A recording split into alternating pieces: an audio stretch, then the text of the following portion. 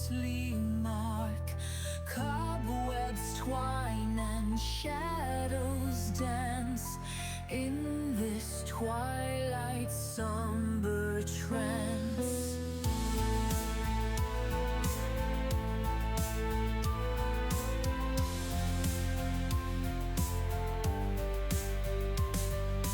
Candles flicker, weary wicks, ancient echoes, time's cruel tricks.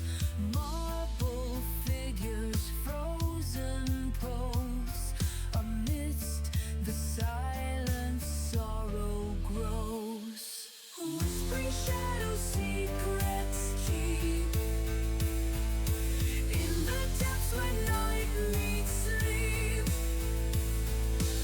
Underneath the velvet gloom, guardians of the haunted room.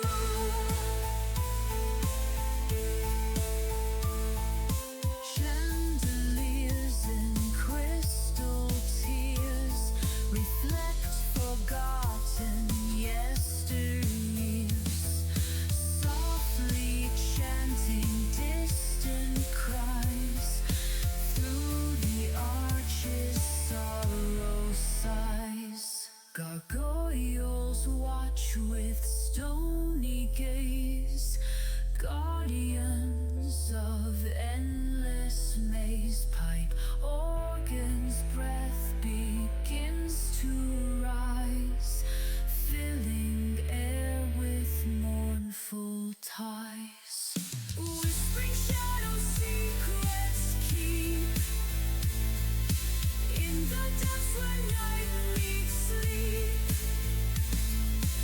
Underneath the velvet gloom, guardians of the haunted room.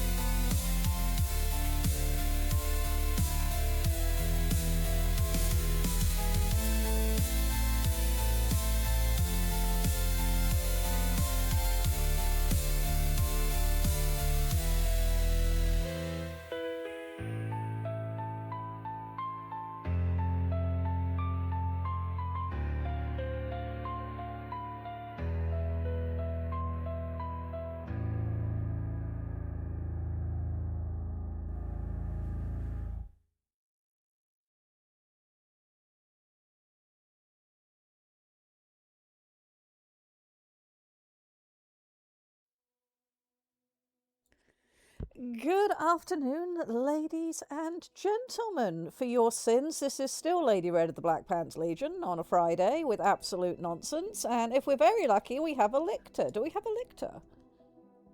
I don't know. My God, I Perhaps. didn't have to fight with OBS this week. My God. OBS says it can hear you. By God and the prophets. Truly, we live in the most special of times. Hello, chat. How are you? Also, Anka says hello. I can see we've got most of the usual crowd. Hello, Troa. Hello, Wilf. Samurai said he'd be back shortly. We have Ed this week. Night Owl, as ever, trying to keep our idiocy in line. It is very good to see you all. Eric is also here. Introspective. Introspective is also in here. existence. Yes. Ed. Yes. It means OBS is saving up disaster for later. It might well be. I think I have Wilf has convinced redeemed the OBS. Oh, there will be pets. I can do that. And Blackfire. Blackfire Gaming. Yes. Hello, Ed. I exist. Yes. At least marginally. I think I've taught OBS to be able to show horse game. So, you know, if we run out of things to do today, horse game. We have Haunts Girls. That is an option. Yeah, I haven't actually linked it to my main account yet, but I do have my free account on Steam. So yeah, if we wanted to, we could potentially Haunts Girl. We will figure that out as and when we get there, if we get there. Because I've kind of had a really writing-focused week, and may or may not have like 6,000 words and the entirety of Chapter 6 complete this time round. Which possibly will lean into the fact that I might have to hop off for a bit. Yes. I started playing. Yes, Blackfire Gaming has started haunting. Also, not to write 3 books at once. A book by Lady Red by the end of this year. Yeah, where, where, yeah, where, where yeah. where So she will write 4 books at once. technically I am writing more than 3 books at once. It's just 3 are the ones that I'm mostly focused on at the moment. So I'm working on 3 very different things this week. I was talking to BB about it earlier because my brain is kind of dribbling out of my ears, but it's the kind of dribbling out my ears where I'm like, yay, I'm doing things that I actually am really passionate about instead of, working for soulless middle management people doing things I don't care about. So there's at least that. But the 3 projects I'm currently working on. When I got started with art in a serious way a few years ago, it all started because of the lady I refer to as my art mentor. She made Aiden's PNG tuber images that he's still using to this day, and she was the one who sort of really encouraged me to take my art more seriously. I then ended up getting myself into Mark Brunette's art school, and I've done a couple of terms of that, and basically, long story short, a number of events happened, and now here we are. And so she has her own setting, and I have been helping her to formalize that into a nice compendium like we're working on for Shoal. And considering, she was very instrumental in me being able to do the things I do today, I've been wanting to make sure I give that the attention that it deserves. And her setting is interesting. She is a prismatic kitsune VTuber. And so her sort of theming and branding and the things that she does with her setting is, think like My Little Pony Friendship is Magic, only a little bit darker. So it's that sort of fantasy with those color palettes that are involved in that. And it's more sort of what I'd refer to as high fantasy. It's a setting that's got unicorns and kitsune and dragons and etc. in it.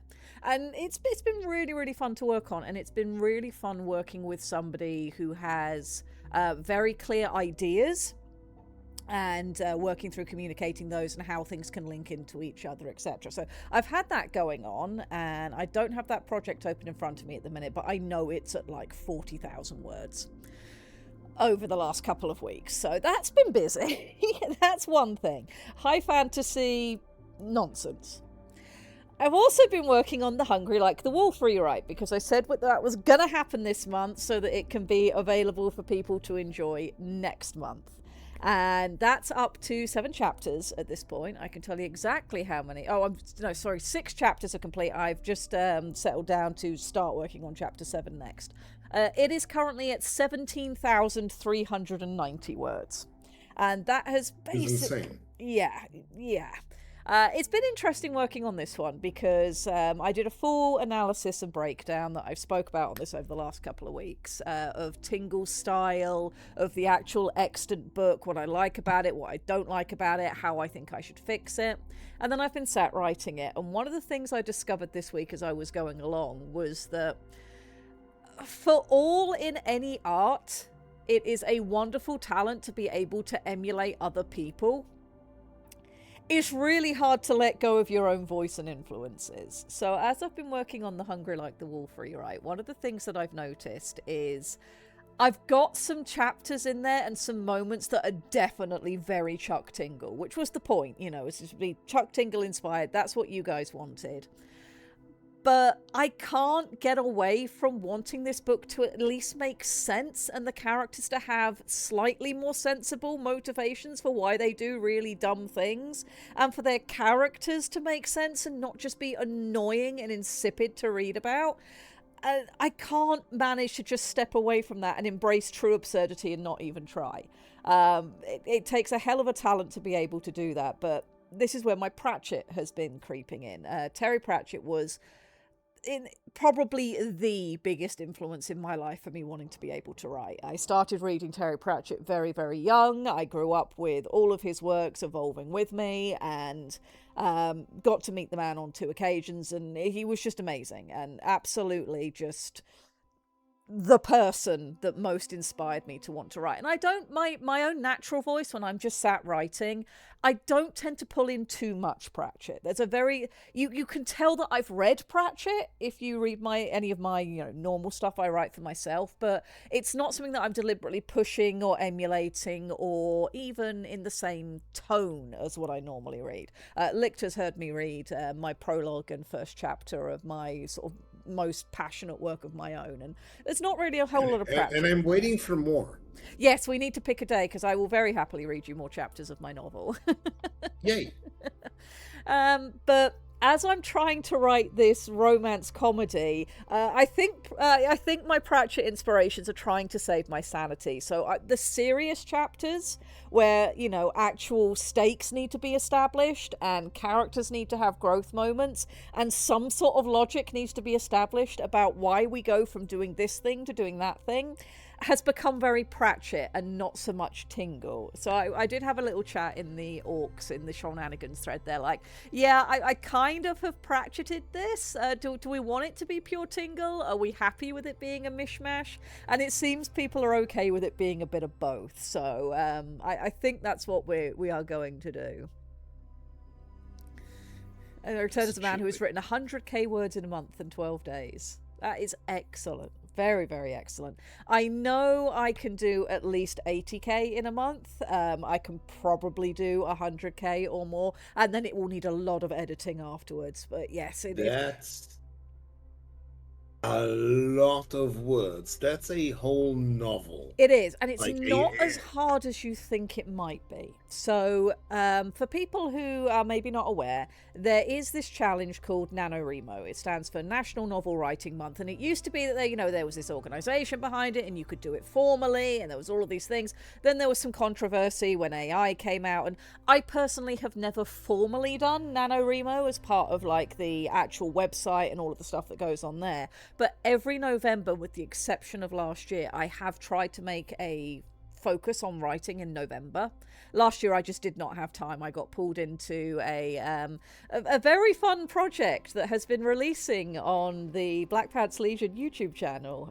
I got asked to do all of the thumbnails for Traveller, and that kind of took up my time, so I did that. But when you break NaNoWriMo down, the concept is write 50,000 words in a month, which I think is something stupid like 2,500 words a day, which initially sounds, oh my God, that sounds terrible. I can't possibly do that. But if you spend the month before planning and you know what you want to write and what your book is going to be, and you've got a skeleton, just like we did with Shoal, it becomes pretty easy to do 2,000 odd words in a day, especially once you get into a habit and a routine, and if it's something you're passionate about.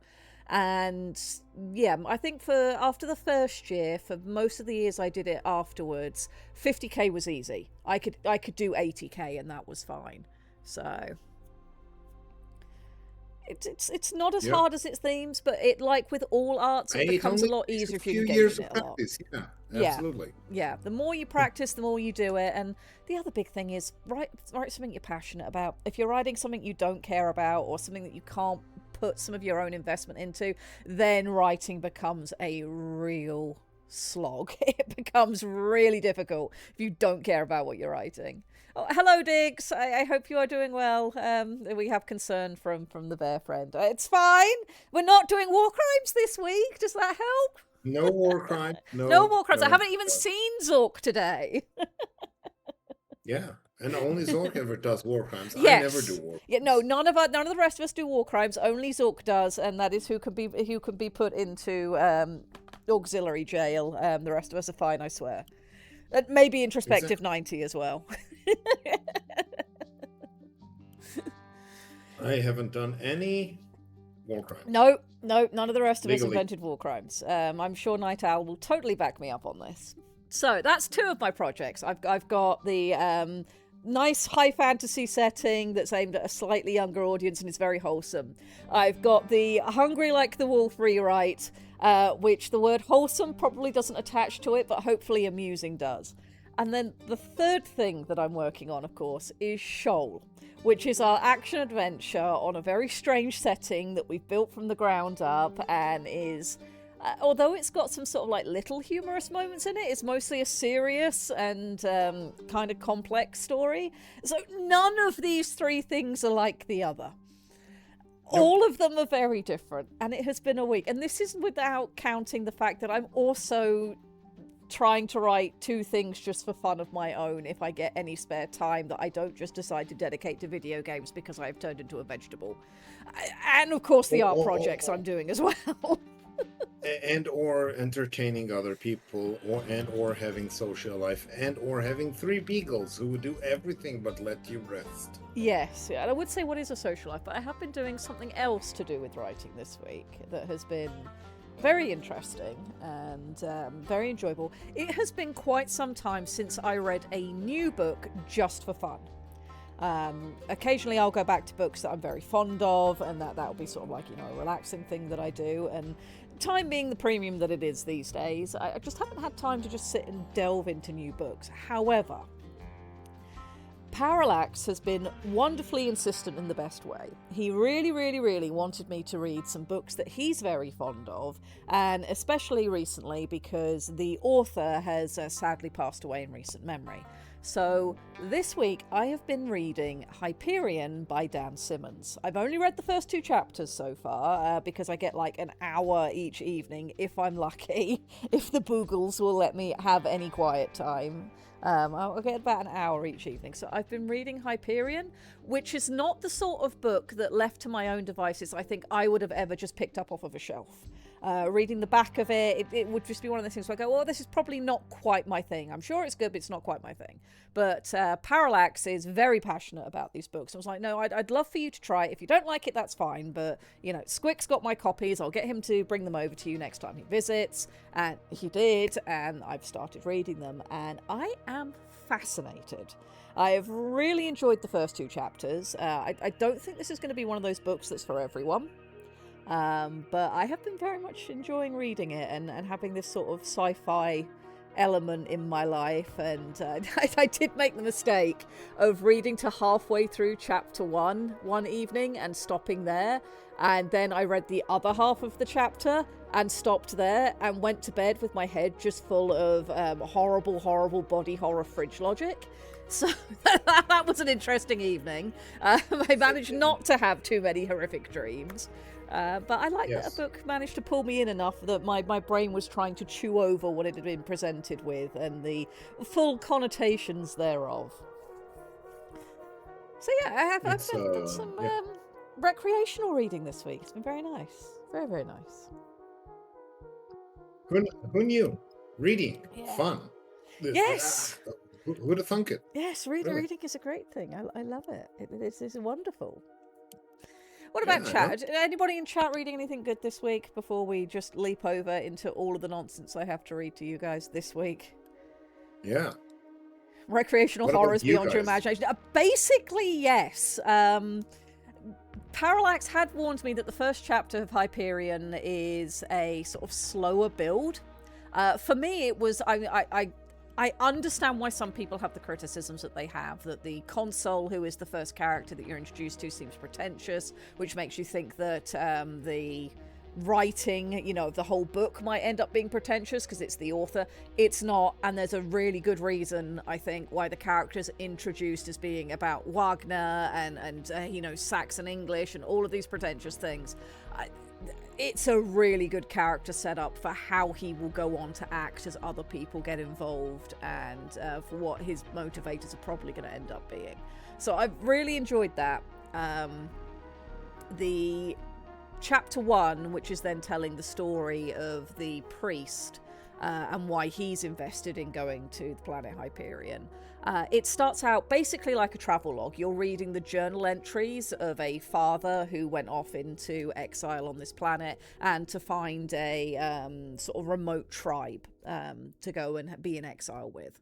And for me, that's wonderful, because one of my favourite books, to the surprise of literally nobody on the planet, is Bram Stoker's Dracula. I love Dracula. I love the way Dracula is formulated. I love reading it and thinking about it in terms of how revolutionary it was when it came out, and how cozy and antiquated it is reading it now, because it is that little bit dated, especially with how literature has grown since. I love the expositionary introduction you get from Jonathan Harker, where he's talking about travelling on the trains and the food and the paprika chicken that he's having and all that. I love that. And Hyperion does that as well, with this father heading off into the remote areas of Hyperion and what starts happening. So I was really enjoying that, and it made me feel very cozy. And then it was like, yes, by the way, body horror. Also, it has been kindly enough not to get me involved, despite me wanting to read stuff. Perhaps it's not for everyone at every point in time. Yeah, in I life. would love you to read this book, but I would love you to read this book in, like, you know, some years' time when the world is quieter and calmer and you don't have certain things staring you in the face. And yeah, I'd like you to be able to enjoy the book instead of be unsettled by the book. Yes, please. Hello. So, I've just started Everyday Life in Medieval London. That sounds very interesting, Wolf. That sounds good. What else have we got coming in from chat? I've currently finished The Destroying Angel and Blood Washing Blood. I don't know those two, Blackfire. I don't even know what the context is for what those ones are about. That sounds very interesting, though. I mean, they're great titles. I would love to know what they're about. Grimo says, I'm reading a book on the Ukraine famine and stuff. Committed by Stalin. Yeah, that sounds very heavy. I'm sure it will be incredibly educational, but that does sound like a heavy book. So take your time with it, Grimos, and, you know, just remember to be kind to yourself. Blackfire's also reading a World War One book. We are required to stretch. I can do that. I can definitely do a stretch. I am definitely a shrimp. I am drinking water with barley in it. Excellent.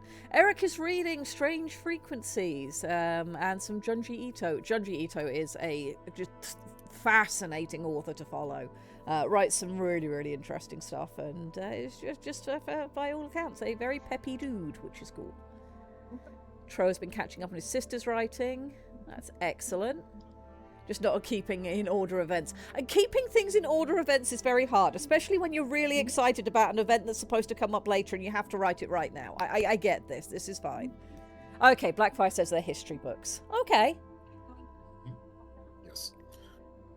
One on Afghanistan and one on the introduction of the rigid musket in modern combat. Okay, well, again, potentially heavy content, but they do sound educational and interesting, and I hope you have a wonderful time with them.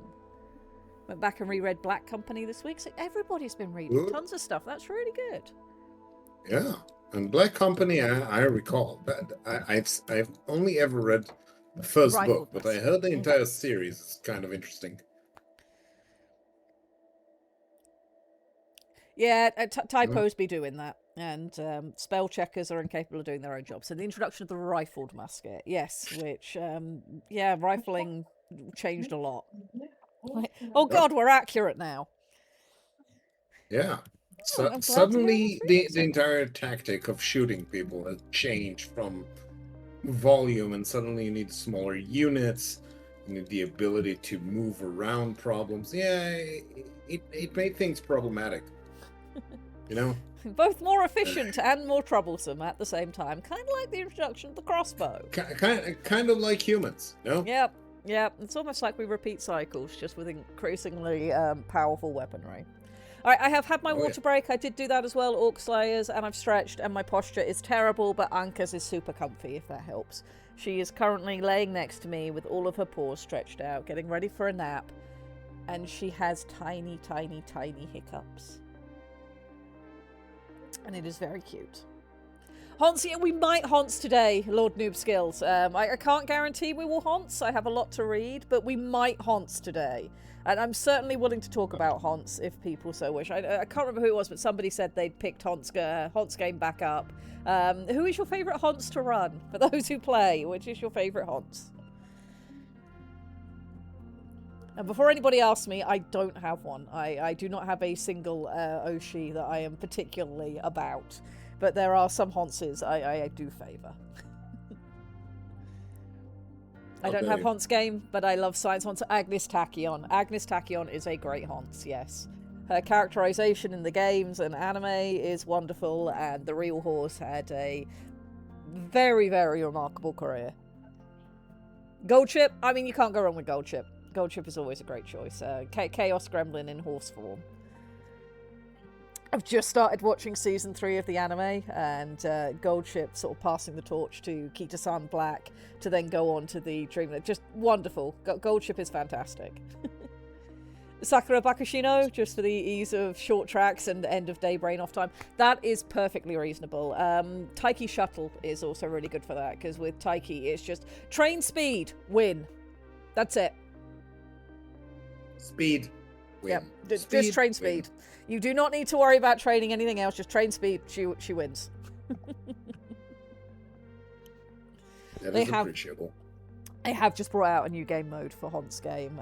Track Blazer is here, and it is a lot more mechanically complicated than the previous scenarios that we have access to. So... Hello, Mad Ducks. Hello, welcome. The Blackfire is very aware of Taiki Shuttle. Excellent. Please be aware. Existence. Yes, an existence has occurred, and we have been quacked at. Yes, quack. Or we are quacking too, one of the two. Yes, we are indeed in the quack zone. Tachyon is a really good name for a racehorse. I agree, Will. Agnes Tachyon is great, and then you've got Agnes Digital as well, and the two of them could not be more different. Agnes Tachyon and Agnes Digital are complete opposite ends of the spectrum. I didn't think I would like Agnes Digital. When I saw her characterization and what her whole thing is, I was like, oh, she's going to annoy the hell out of me. And then I actually started going through her base story and was like, no, okay, fine, I like you. I will protect at all costs, fine. Yes, you understand. You understand your role now. That's the problem with Hont's game, is most of the characters are really well written. I think the only character that I don't like on some form, or I'm just like, yes, I want to see you succeed, is Super Creek. And it's because Super Creek is very much, her characterization is not aimed at me. It is aimed at a very specific type of person that I am not, and so for me she just comes across as uncanny and not okay. But a lot of people adore Super Creek, and that's fine. That is fine, but she's not my favourite Honts. That is understandable. Yeah, she's considering you're supposed to be, you know, the trainer that's raising the stats and training the horse girls to be successful in their careers. The fact that she keeps, and you know, they're all in school, they're all basically in high school or whatever. The fact she keeps acting like she's your mother and you are a child who needs taking care of, it doesn't sit right with me. I'll just put it that way. Not my favorite. You know, I will let you on the secret. You're allowed to have favorites. And not favorites. Yes, this goes both ways. Just saying. You're allowed. You're entitled for your own levels of affection and types of story that you appreciate. Yes, everyone. You should know that. Yes. Alrighty, we've had our sort of half-hour wittering session, and I've talked about the cool things I'm doing this week. Where would you guys like to start? Would you like to just dive straight into Chapter 6? Do you want to talk about Hungry Like the Wolf first? What would you like to do? What's wrong? Where underage human Musume not acting their age bother you? Just a tiny bit! Just a little tiny bit! And no! Lord Troa says El Condor Pasa, Gold Chip, and Haru Urara are some of their favourites. Those are good choices. Those are all good choices. Tachyon and Golshiho, yeah, also good choices introspective. I am quite fond of Biwa Hayahide, Narita Bryan, Rai Shower. Who else do I have on my main account at the minute? I have Air Groove as one of my sort of 4 represented horses on my home screens. Eldritch Musume. I would much rather Eldritch Musume. Yes, I do have plans when I get time, if you know my year ever slows down. We have 2 BPL Umas so far. I have a 3rd in the works. I have all the plans for it. I just haven't had time to start it yet, because we had Uma Musume and we had Storma Musume. I'm planning on doing Uma Musa Squick. And the theming will be... Squick. Yes, the theming will be Clan Diamond Shark. Also, Lady Ed had made a song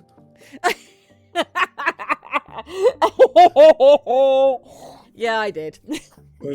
You made a song for a spaceship. I did make a song for a spaceship. I did. So things have been happening. I have been continuing to work on my Xianxia bullshit. So yeah, we've been a little bit busy. Yes. Parathulu would be a good way of doing things, Mad Ducks, yes. And yeah, I'm very keen to hear your Xanxia stuff, but yeah, Lictor runs the Rogue Trader game on Saturdays when we can get all of our group together. And we have a wonderful ship called the Pride of Clappenheim. And I went and bullied the AI to... This is all Lictor's fault, incidentally. This is not my fault. Nothing is ever my fault. So what happened was Lictor made an offhand joke comment that, you know, in the universe of 40k, that far into the grimdark future, music from our era is like ancient lost songs, and Britney Spears is probably a saint. So I went and bullied the music AI into making a song for the Pride of Clappenheim called Void Clap, and I asked it to make it in the style of industrial K-pop. Which it did. Which it did! I gave it some lyrics, and then it was off to the races. And yeah, I should not be allowed to do things with Suno AI. I should be banned. I disagree. I did make 40k K-pop. Yes, I did. Industrial K-pop. I mean, I say I made. I bullied an AI into taking some lyrics what I wrote and spitting out absolute nonsense. But you know, which is, you know, exactly what you should do, because torturing real humans into doing that is a cruel and unusual punishment, and Zork is not with us to sanction such actions. Oh so, no, you know, Storm Song just wandered in. Hi, Storm.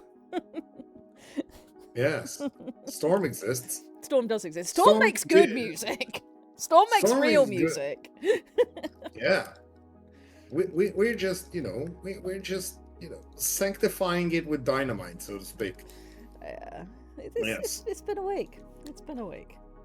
It's DLSS 5 is an abominable use of AI. It is. I saw all of that this week, because obviously I think everybody in the world did. And there's one part of me that's like kind of impressed, because I understand what the AI has been told to do and what it's doing, and the fact that it can even do that is genuinely impressive.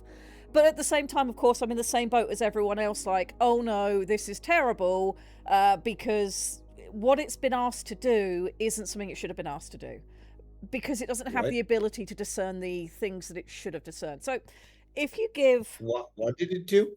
So are you familiar with what's going on with DLSS 5 from NVIDIA?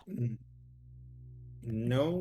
Okay, so what it is I've been busy this last week. I completely understand, hence asking the question. So what it is it's NVIDIA's sort of latest algorithmic intelligence nonsense that can take games and effectively pass it through some very clever filters to improve the graphics. Now, the problem with this is that in terms of what the AI is doing, it's quite clever. It's sharpening, it's adding in certain human features, it's aggregating certain images to try and sort of pass you an image that's potentially higher quality than what you originally had. But there's a problem with that. That is a mathematical formula that's assuming that is what the end user wants, assuming that that is the artistic direction that the game originally wanted. And of course, it isn't. And as Mad Duck says, it's using massive data farms, and one of the reasons that the environment is continuing to struggle, and RAM now costs $30,000 for a single stick, which, you know, is just it's a whole issue all of its own. But artistically, and as an artistic person looking at it, I was impressed that the AI has the capacity to do that. The fact that we can get a machine to do that is clever.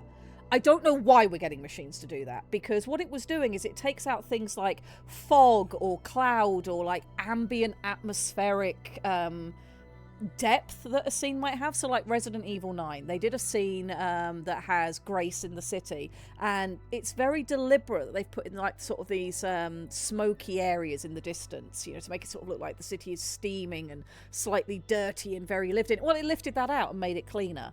It also, although it gave Grace some more texture in her skin, which was kind of cool, it gave her too much and made her look older than she's supposed to. And it's not the artistic direction that character was supposed to follow. They took some of the Oblivion remaster and it just did not know where to put the sun. It took a lovely afternoon scene where you had that warm yellow glow because the sun is beginning to set and the distance is nicely blurred out to give you that sort of like perception of human depth. It crisped up all of the details on the houses in the distance and changed the daylight to just midday directly overhead and much bluer, which misses the artistic point of the scene and the mood that it's trying to carry across. It yassified Leon Kennedy in a way that I didn't find compelling at all. It was clever that the technology could do what it could do, but I don't know why you'd apply that technology to something artistic and creative that just ruins the artistic direction that was very deliberately put there. Yeah, I understand that. Look, I've solved problems with using algorithmic programming that would have taken me, have taken me years in far smaller time, but again, it has its uses, and Sun's human directive, it's very bad in understanding what do you want. It's an excellent tool, and like many other technologies, it has any other number of problems with it. Yeah. So this is before we even get into the environmental impacts, because I think that's just instantly understandable and obvious to everybody. Lord Noobskill says, "Oh, I loved it. It looked like Leon Kennedy was going to sell me Balenciaga." Yes. Yes. Stormson says, "I was collaging a character together the other day using an AI to come up with concepts I would actually draw later, and because it was a triple portrait of the same character, I told it to print a log into the shirt in one of the pictures, and instead it kept putting it in the sky." Yes, one of the things with AI for image generation, it's not very good at adjusting something once it's already generated it. You are better off giving it a completely fresh prompt that includes the new thing you want than asking it to tweak, because depending on what you're asking it to tweak, it does not understand what you mean. One of the clearest ways you can see this is if you want a AI to make you an image of a group sat around a table, for example. You say, sit a group around the table, I want a character who looks like this, a character who looks like that, a character who looks like this, a character who looks like that. It will draw that for you. And you go, actually, I'd like to add in a fifth character, and they should look like this. It will not add in a fifth character. It will start adjusting a fourth character. You can usually handle up to about 4 characters. 6 or 7, typically write out unless it generates them from square one. It gets so confused. I'm sure there are AIs that probably come around that, but that's been my experience with them anyway. And yeah, AI as a tool, if it wasn't causing the environmental impacts, getting it to be able to sort of do what would normally be an hour's worth of browsing Pinterest for references and ideas and thoughts before I sit down to sketch, having an AI do that in minutes is great, but I'd like it not to kill the planet in doing so. That would be favourite, you know?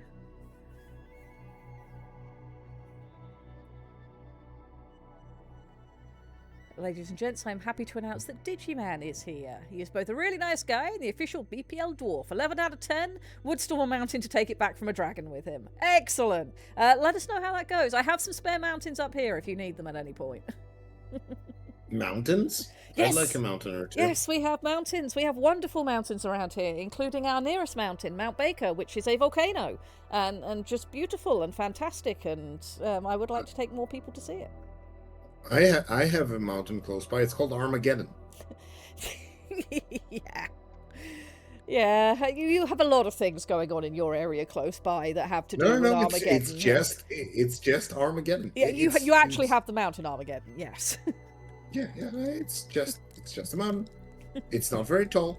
There's a small, very nice dig site in it. It's a real pleasure to visit. Good. If I ever make it out that way, when times are calmer, you will be able to show me. That would be cool. I would like that. Alrighty, what do we want to start with? Do we want to start with Hungry Like the Wolf nonsense? Do we want to do Shoal nonsense? What do we want to do, chat? You tell me. Yeah, chat, you tell. Yes, we've been off in the weeds again with the ranting, and we do only have until 2:30, to the best of my knowledge, this week. I believe BB's back on her normal slot. Mount Baker is a bit less foreboding, yes. Ed's cool with whatever. Come on, chat, you got to make a decision. I can't possibly leave it to me. I think that a little bit of Hungry Like the Wolf would be a wonderful place to start, especially if you can possibly elucidate the part where you said you are mixing more Terry into your tingle. I could do that. Maybe it'll be nice to, elucidate a little bit of what you talked about earlier. All right, yeah, we could start with that. Storm is saying Shoal, but we could do just a little bit of Hungry Like the Wolf, and then we'll leap into Shoal, and then we'll go from there. He will get Hansing later. I mean, he will get Hansing, we don't know if will happen, we'll see. Okay, so okay. What I will need to do, and this is probably going to give you guys a very brief flash of my art program before it translates over, and there's just not a huge amount I can do about that because OBS things. OBS. There we go. So yes, you may have just seen what I'm working on at the minute, but shh, don't tell anybody, it's fine.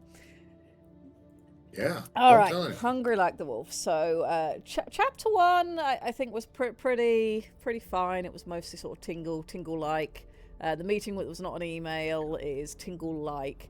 It's after this point that it sort of starts getting more little bits of Pratchett creeping in, because I need to actually tell a story that actually makes sense.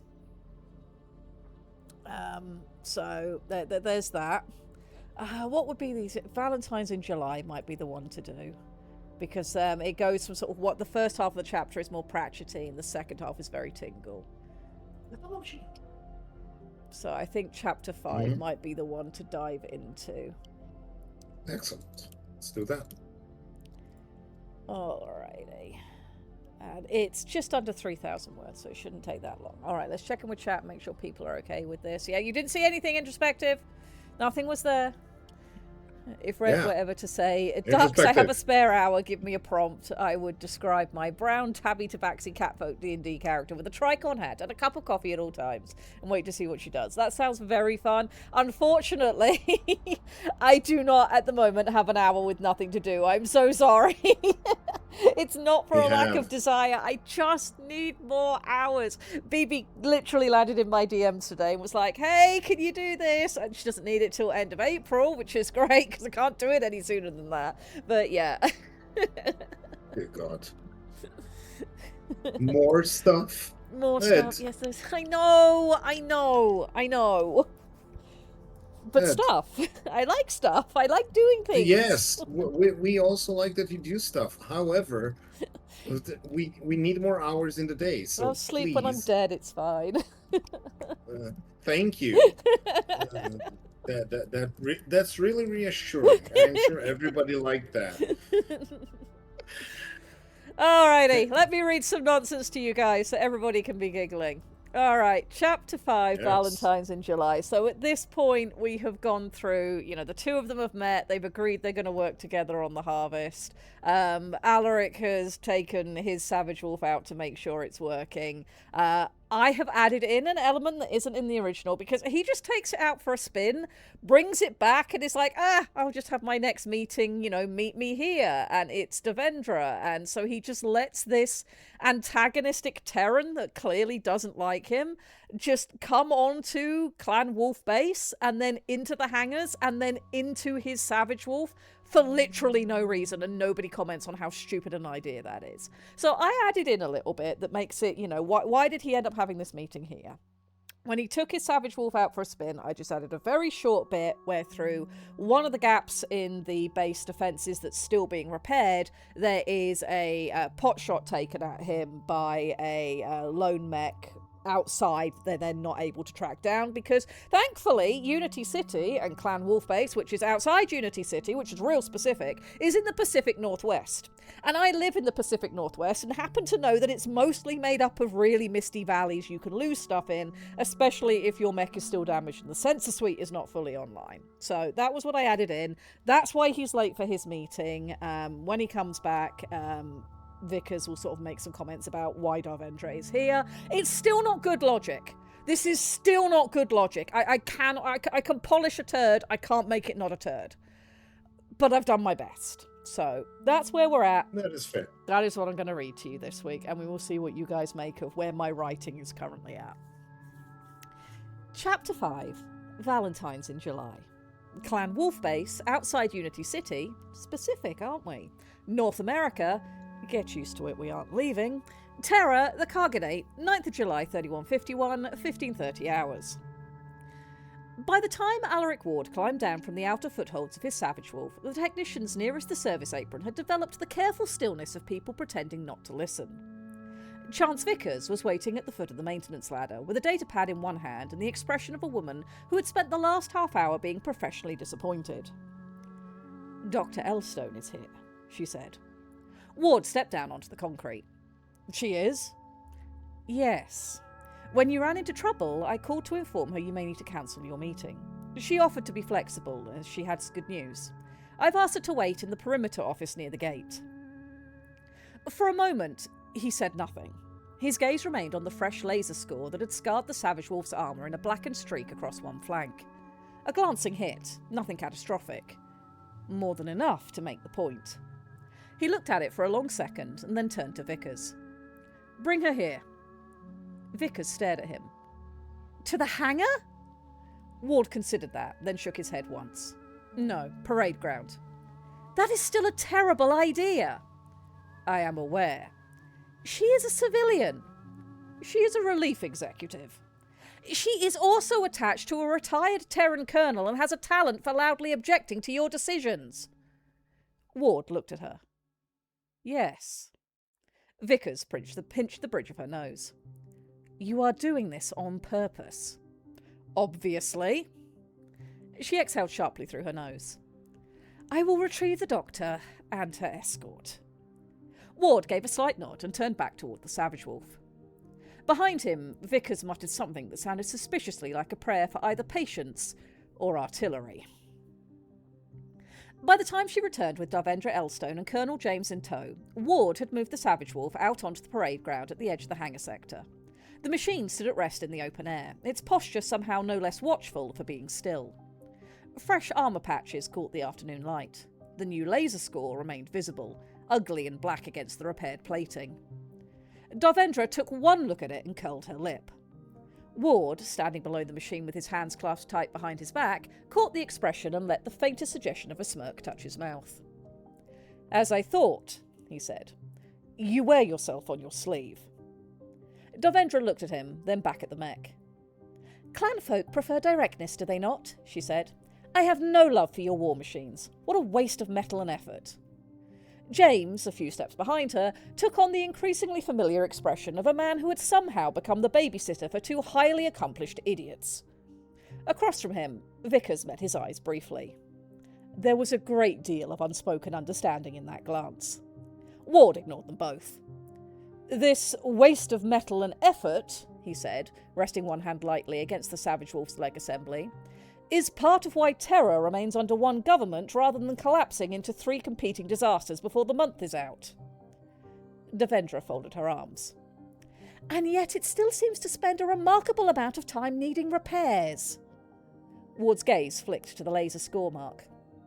"Yes," he said. "You should look at that." She did. The blackened line across the armour was unmistakable even to her untrained eye. Not old damage.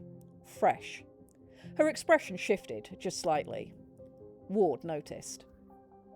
"My forces are not restored," he said. "My perimeter is not fully secure. My sensors are not at full capability. This machine was struck less than an hour ago from beyond the repaired outer defences." James straightened a little. "By what?"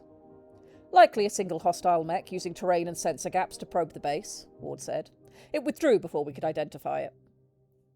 Davendra looked from the scorch armour to the hangars beyond, to the mechs under repair, to the crews moving with purposeful haste around them. Ward continued.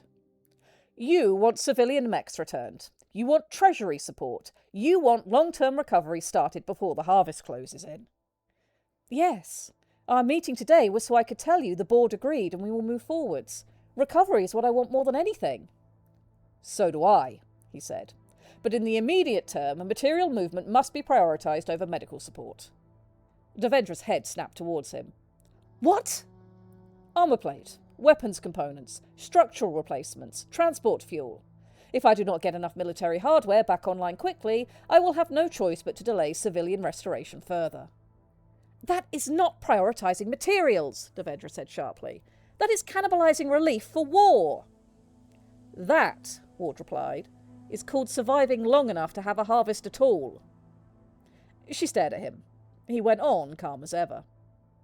If the current pace of military recovery does not improve, I will either cannibalise or remobilise the civilian machines you hope to reclaim.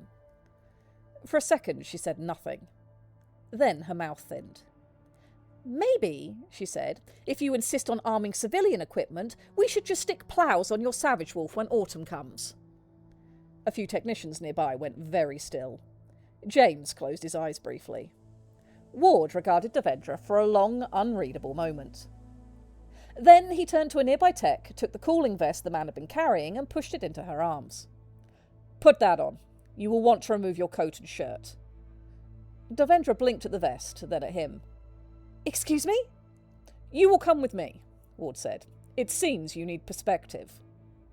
Vickers made a sound halfway between a groan and a suppressed oath. That is an appalling operational security decision, she said. Ward did not look at her. Yes. Then why?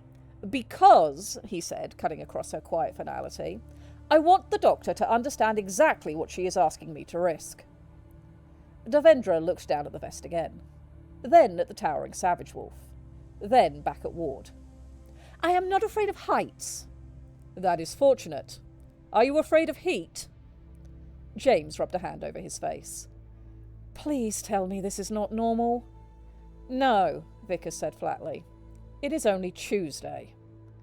Ward had already turned toward the mech. Devendra, jaw set in a grim line of a woman who would rather die than appear uncertain in front of him, yanked off her coat and gave it to Colonel James, shoved the cooling vest on over her thin blouse and strode after him. The footholds rose steeply up the machine's side. Ward climbed them with practice ease.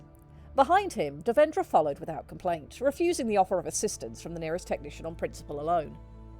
Below, James watched them go and murmured, mostly to himself, I have become trapped in someone else's terrible idea. Beside him, Vickers folded her arms. I have been here longer, she said. It will get worse. At the top of the climb, Ward opened the hatch and disappeared into the Savage Wolf's cockpit. After one last look downward that she would later deny with absolute conviction, Devendra followed him inside. How are we doing? Dying is banned until morale improves. Understood. Understood. This is excellent so far. Oh, good. I'm glad you think so. I'm just listening and having fun. I do have two more thirds. We can skip the middle third if people want to. Just move straight to the ridiculous trial of Valentines. We will see what chat says. Yes, chat. What are you saying? Chat is very quiet. I'm concerned. I might have killed them. I might have killed chat. I don't think you have. I am rather certain, however, that you may have enthralled them a bit. I don't know about that. It's not up to you. I get to decide. Oh, okay. As long as it means it's not my fault, that's fine. Again, chat was listening. Oh, Chocobo is seepy. Turn him into caveman. Croc. maybe not. Not dead yet, just seepy. I'm just trying to make Mad Duck's declaration of me being official dwarf of the BPM stick. I think you'll be fine. Yeah, poor Verithragnos heard this already. I read this the other night and he made the stupid decision to come along and be part of that test reading. And same for Tierlach. Tierlach was also there when I was doing my test reading. They have the dubious honour of being part of my book club where we read terrible things. I'm glad you have a drink this time. Trapped in someone else's bad decisions is something I feel in my soul. Yeah, that might have been just a little bit of author voice coming through here. Okay, so we want to carry on? Okay, I will keep going. The cockpit was smaller than Devendra expected. That was her first thought. Her second was that it was warm. Her third was that she had made a terrible mistake.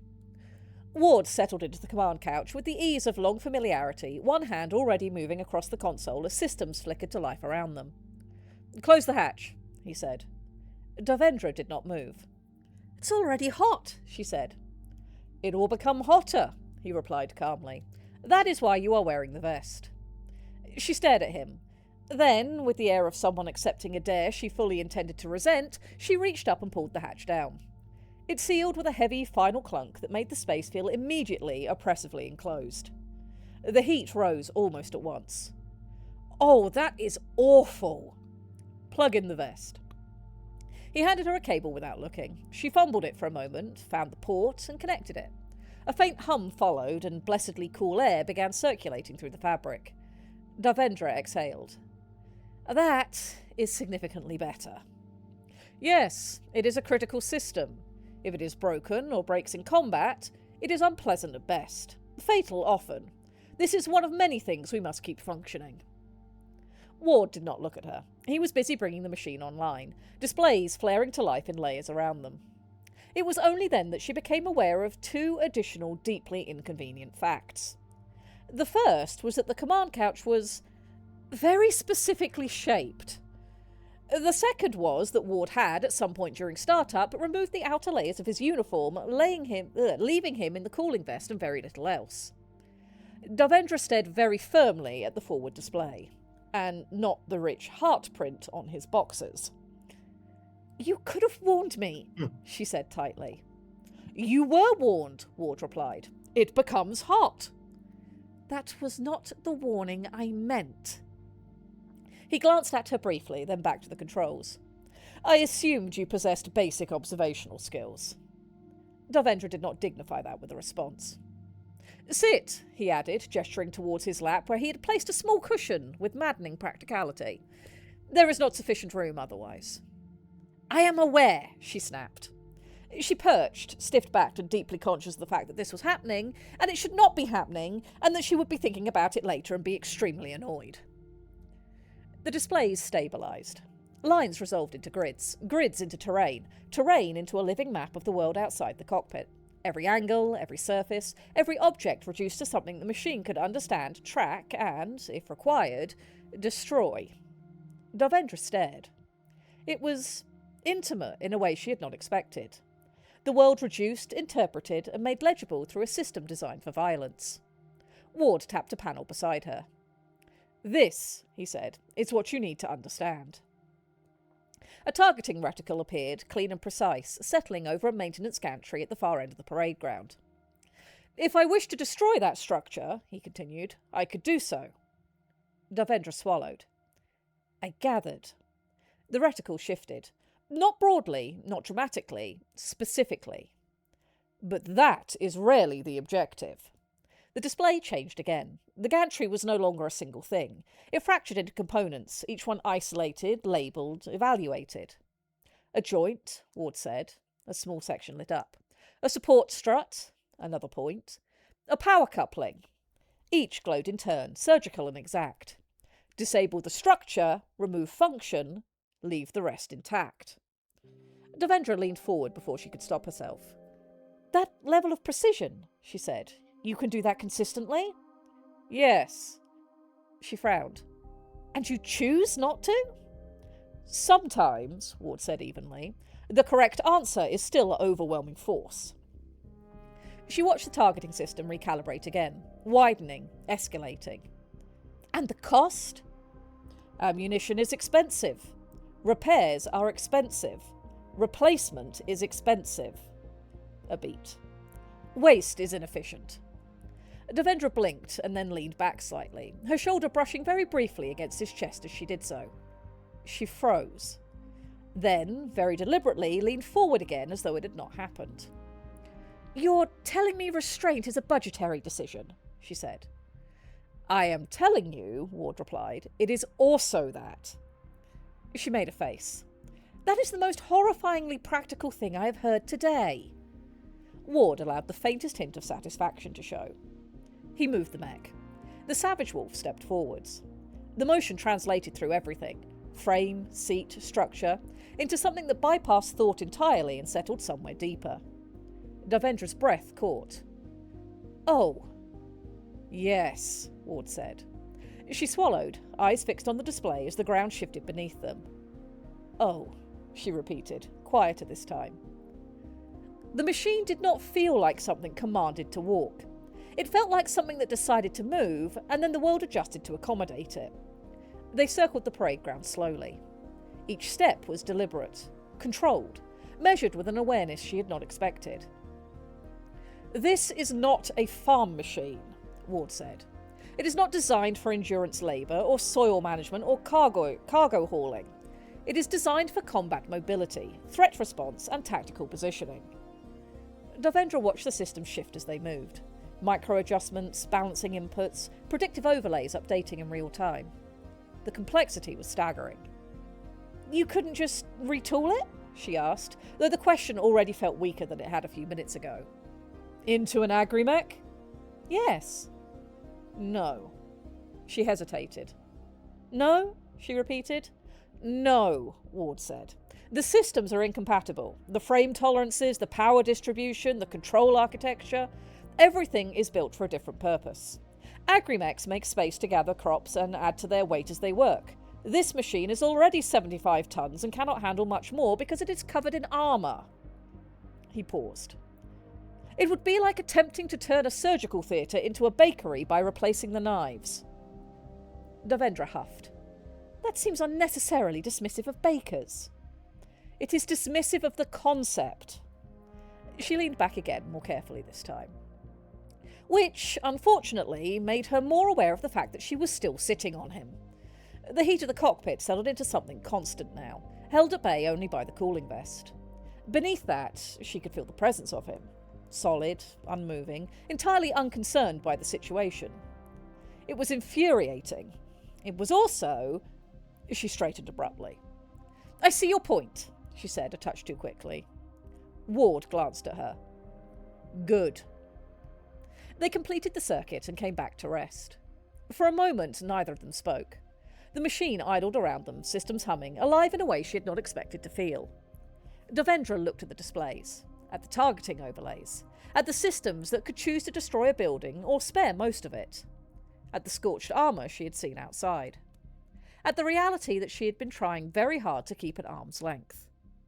Then she exhaled. "I will prioritise reopening the material transport lines from the Unity City rail yards to your base." Ward said nothing. "In phases," she added. "Controlled flow. You will get your repair materials first." Still nothing. "But," she continued, turning slightly despite herself, "you will use those same routes to move water sanitation supplies in the opposite direction, and you will commit to releasing the first round of civilian mechs by the end of the month." Ward considered her. She held his gaze this time, deliberately, refusing to be the first to look away. Then he nodded once. Agreed. The deal settled between them. Not elegant, not ideal, but real. For a brief, fragile moment, everything made sense. Then the cockpit chimed. I'm going to pause before I carry on, because this is where we move into what I think of as the tingle section. Okay. Just going to see what chat's up to. Is it crab time? Crab time. It will be crab time very shortly. We are currently on tingle time. Of course the idiot disdains the people who makes his food. Yes, I mean, Ward is an... I have, in many ways, tried to make him more likeable, or at least more understandable than the original book did. I like him. He actually talks about sensible things. The book is constantly talking about how he's this genius tactician and etc, and none of it's ever shown. You're just kind of told that him know how to do combat well with no real focus on it, so I'm trying to just bring a little bit more in. My heavens, a general who actually cares about logistics and understands that without them, he may well fight naked. And that was one of the big things that I adjusted with the book, because Devendra's just constantly in the original book banging on about, oh my god, the human lives, etc. I still to this day do not understand why she and Ward end up bartering with each other in the original book. There is no reason why Ward should be directly involved with anything that she's doing. The way that I've tried to rewrite it is that because she's the head of a global relief organisation, they have a whole load of contacts and systems and communications networks in place that can improve recovery logistics. So she is useful to him, and he wants a personal handle on things because she can do stuff like organise to get the civilian rail structure back up and running, the clearing of civilian roadways, all of that side of things, so that he can focus his side on just maintaining the military aspects that he needs to oversee and put stuff in protection areas that makes sense for his forces to be involved in. But of course he needs reassurance that she's actually doing what she says she's going to do, otherwise he can't afford to be doing any of that. He needs to be protecting all lanes at once, which spreads him way too thin. It actually becomes an even-footed bargaining where it makes sense for him to actually keep in personal communication with her. At least that's what I'm trying for. I don't know if I'm succeeding, that's what I'm trying for. There's only so much you can do with so many words. Honestly, you have to give the reader a little bit of faith. I'm sorry. Yeah. And also trying to stick with the structure that we've got from the original book, because we're effectively writing a parody. Yes. Our version is very transformative. We've done a lot with it, but we are still working, to make it hey, this is a different take on this thing that already exists. So I'm working with what I have. I'm doing my best, and I just hope people enjoy it. Are you ready for the nonsense part of the chapter now? And I should say, I'm also trying to properly do enemies to friends to lovers. We are still at the sort of far end of the enemies into friends stage. We've kind of hit the begrudging respect. I still don't want to do the things you're asking me to do, but I at least understand why you're asking for them and why I need to do it. So we're at that sort of closer end of enemies at this point.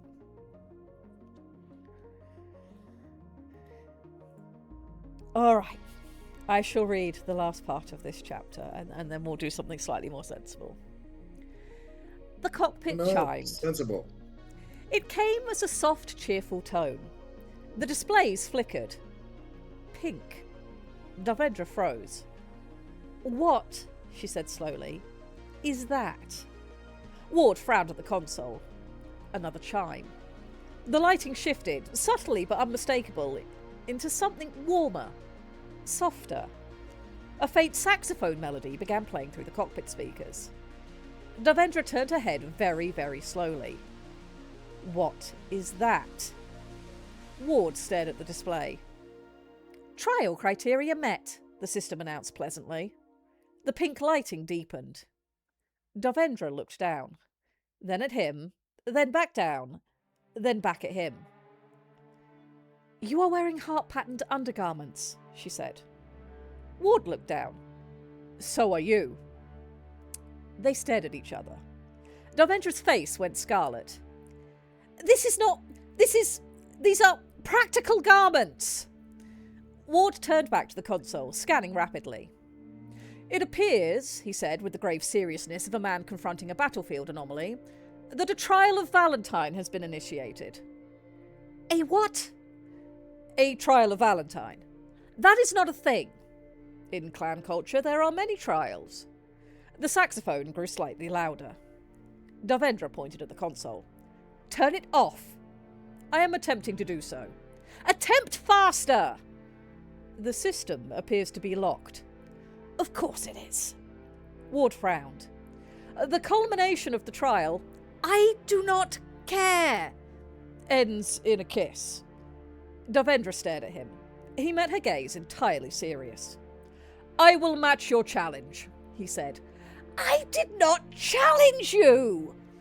You arrived in matching. I did not know what you were wearing! She made a noise that could only be described as strangled fury. Open the hatch! Ward pressed the release. The hatch opened with blessed immediacy. Devendra scrambled up, nearly taking the cushion with her, yanked her skirt back into something resembling order, and climbed down the mech with all the dignity of a woman fleeing a burning building. She hit the ground and turned immediately. I will get you your damn parts and replacements, she snapped. Ward leaned slightly out of the cockpit. Excellent! You, she pointed at him, will get that system fixed as your first priority. Noted. Colonel, she barked, already striding away. We are leaving! James, who had witnessed the entire descent with the hollow calm of a man who had simply accepted his fate, fell into step beside her. Behind them, Vicar stood with her arms folded, looking up at the savage wolf. Sir, she said. Yes. What? Ward looked down at the still faintly pink display.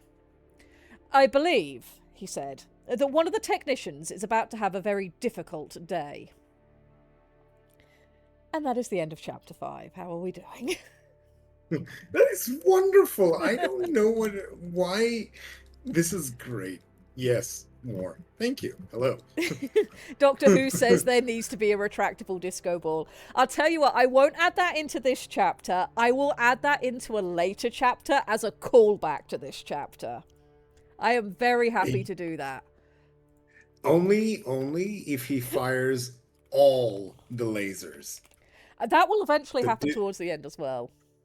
So you see, it's a disco. It'll be a double meaning. Yes. In a later chapter, can you stop kicking the anchor? To call back to chapter 5, ideally. Because it all makes sense. Yes. Hello. All of the lasers. There we go. That note is now added in. Sounds like tech shenanigans. Yeah. Absolutely ridiculous. Please continue. Well, I've got to write more first. Chapter 6 does already exist. We're not going to read it on here today. That'll be a next week, next time thing, perhaps. We do have Shoal to do this week. Yes, crab tech. We have crabulations to attend to. Yes, I did go one full tingle ridiculous at the end of that chapter. So I think that sort of gives you an idea of the two styles. I have my sort of sensible stuff that have some like sort of minorly Pratchett-inspired little comments that come in, and then just full ridiculous tingle sections. Full ridiculous. Unleash. Ward should say bargained well and done instead of agreed. Yeah, admittedly, I haven't gone through and refined any of the speech yet, particularly for adding in clan-isms. There's a couple in a few places, but I will make this note because I do pay attention. You'll notice that I did, in fact, have Ward have a cushion on his lap for Devendra to sit on. That was you guys who came up with that. You guys gave good ideas. So I do pay attention. Yes. That will remind me to do it. That is fine. So what I'm hearing is that at the climax, someone will accidentally the Alpha Strike button. Quite possibly. Quite possibly. And after all of that nonsense, Hickmanistan has just subscribed for 45 months on Prime. Why? Why right now of all times, you fool? They understand the tingle. And they wish for the tingle. The tingulation must continue. Indeed, apparently so. Alrighty. On that note, I'm going to hop up very, very briefly and use the restroom. Then when I come back, I will read you guys some more sensible writing. We will do some Shoal. So I'm going to leave you in charge for just a moment, Lictor. I will be right back. I will remain in charge. It will be my honor. It is bargained and done. Trial of chargeness is now in motion. Yes. Hello. Bully Snake, you are aware that you are speaking to a spheroid? Spheroids, yes. People who are indeed a sphere. They exist in a frictionless, airless, massless location. Exactly where all physicists like to live. Let's misbehave, well, no, more sensible to read Twilight. No. There shall be no Twilight, I'm afraid. There shall be only the twilight of the ever-deep, the abyss, the benthic shelves. We shall go back to Thorax, where the supercavitating underwater Valstrax exists. Now, question comments. Fried chicken or Chinese for dinner? Arais. Why? Why? Hello. Ravano? What? Why? Hello. No, I refuse. I am back. Hello. You have heard my trial of refusal. I refuse. Can I time Heckmanistan out? I probably can. How dare you, Twilight Good Writing? No! My book club did make me read Twilight after I enforced them to endure a very bad book of my own choosing. They made me read Twilight, and yeah, I think we were lucky to get through like 6 lines at a time before I needed to just go off on a 20-minute rant. It was terrible. You'll be fine. Oh, such a bad book. Alrighty, let me reopen Shoal and see if this will flick over to Shoal, or whether I will need to close Hungry Like the Wolf for OBS to figure out that we are doing a different thing now. Can it do it? It cannot. That is fine. We will close this one, and it should click over. There we go. There we go. Oh, hello. Shoal. Okay, we should be... here. We should be here in chapter 6. There we go. That should be showing the right things. Oh, look, I check my channel ban with pride. Yeah, no, I don't think I'd be allowed to ban you. I don't think that would be a ban that would hold. You are a terrible human being. Congratulations. Your terribleness. It is known to us. Alrighty. Let's do some Shoal. Also, cheese. Yeah. So last time we were here, we had in chapter 5, we did a tour through Chorax's outer abandoned areas.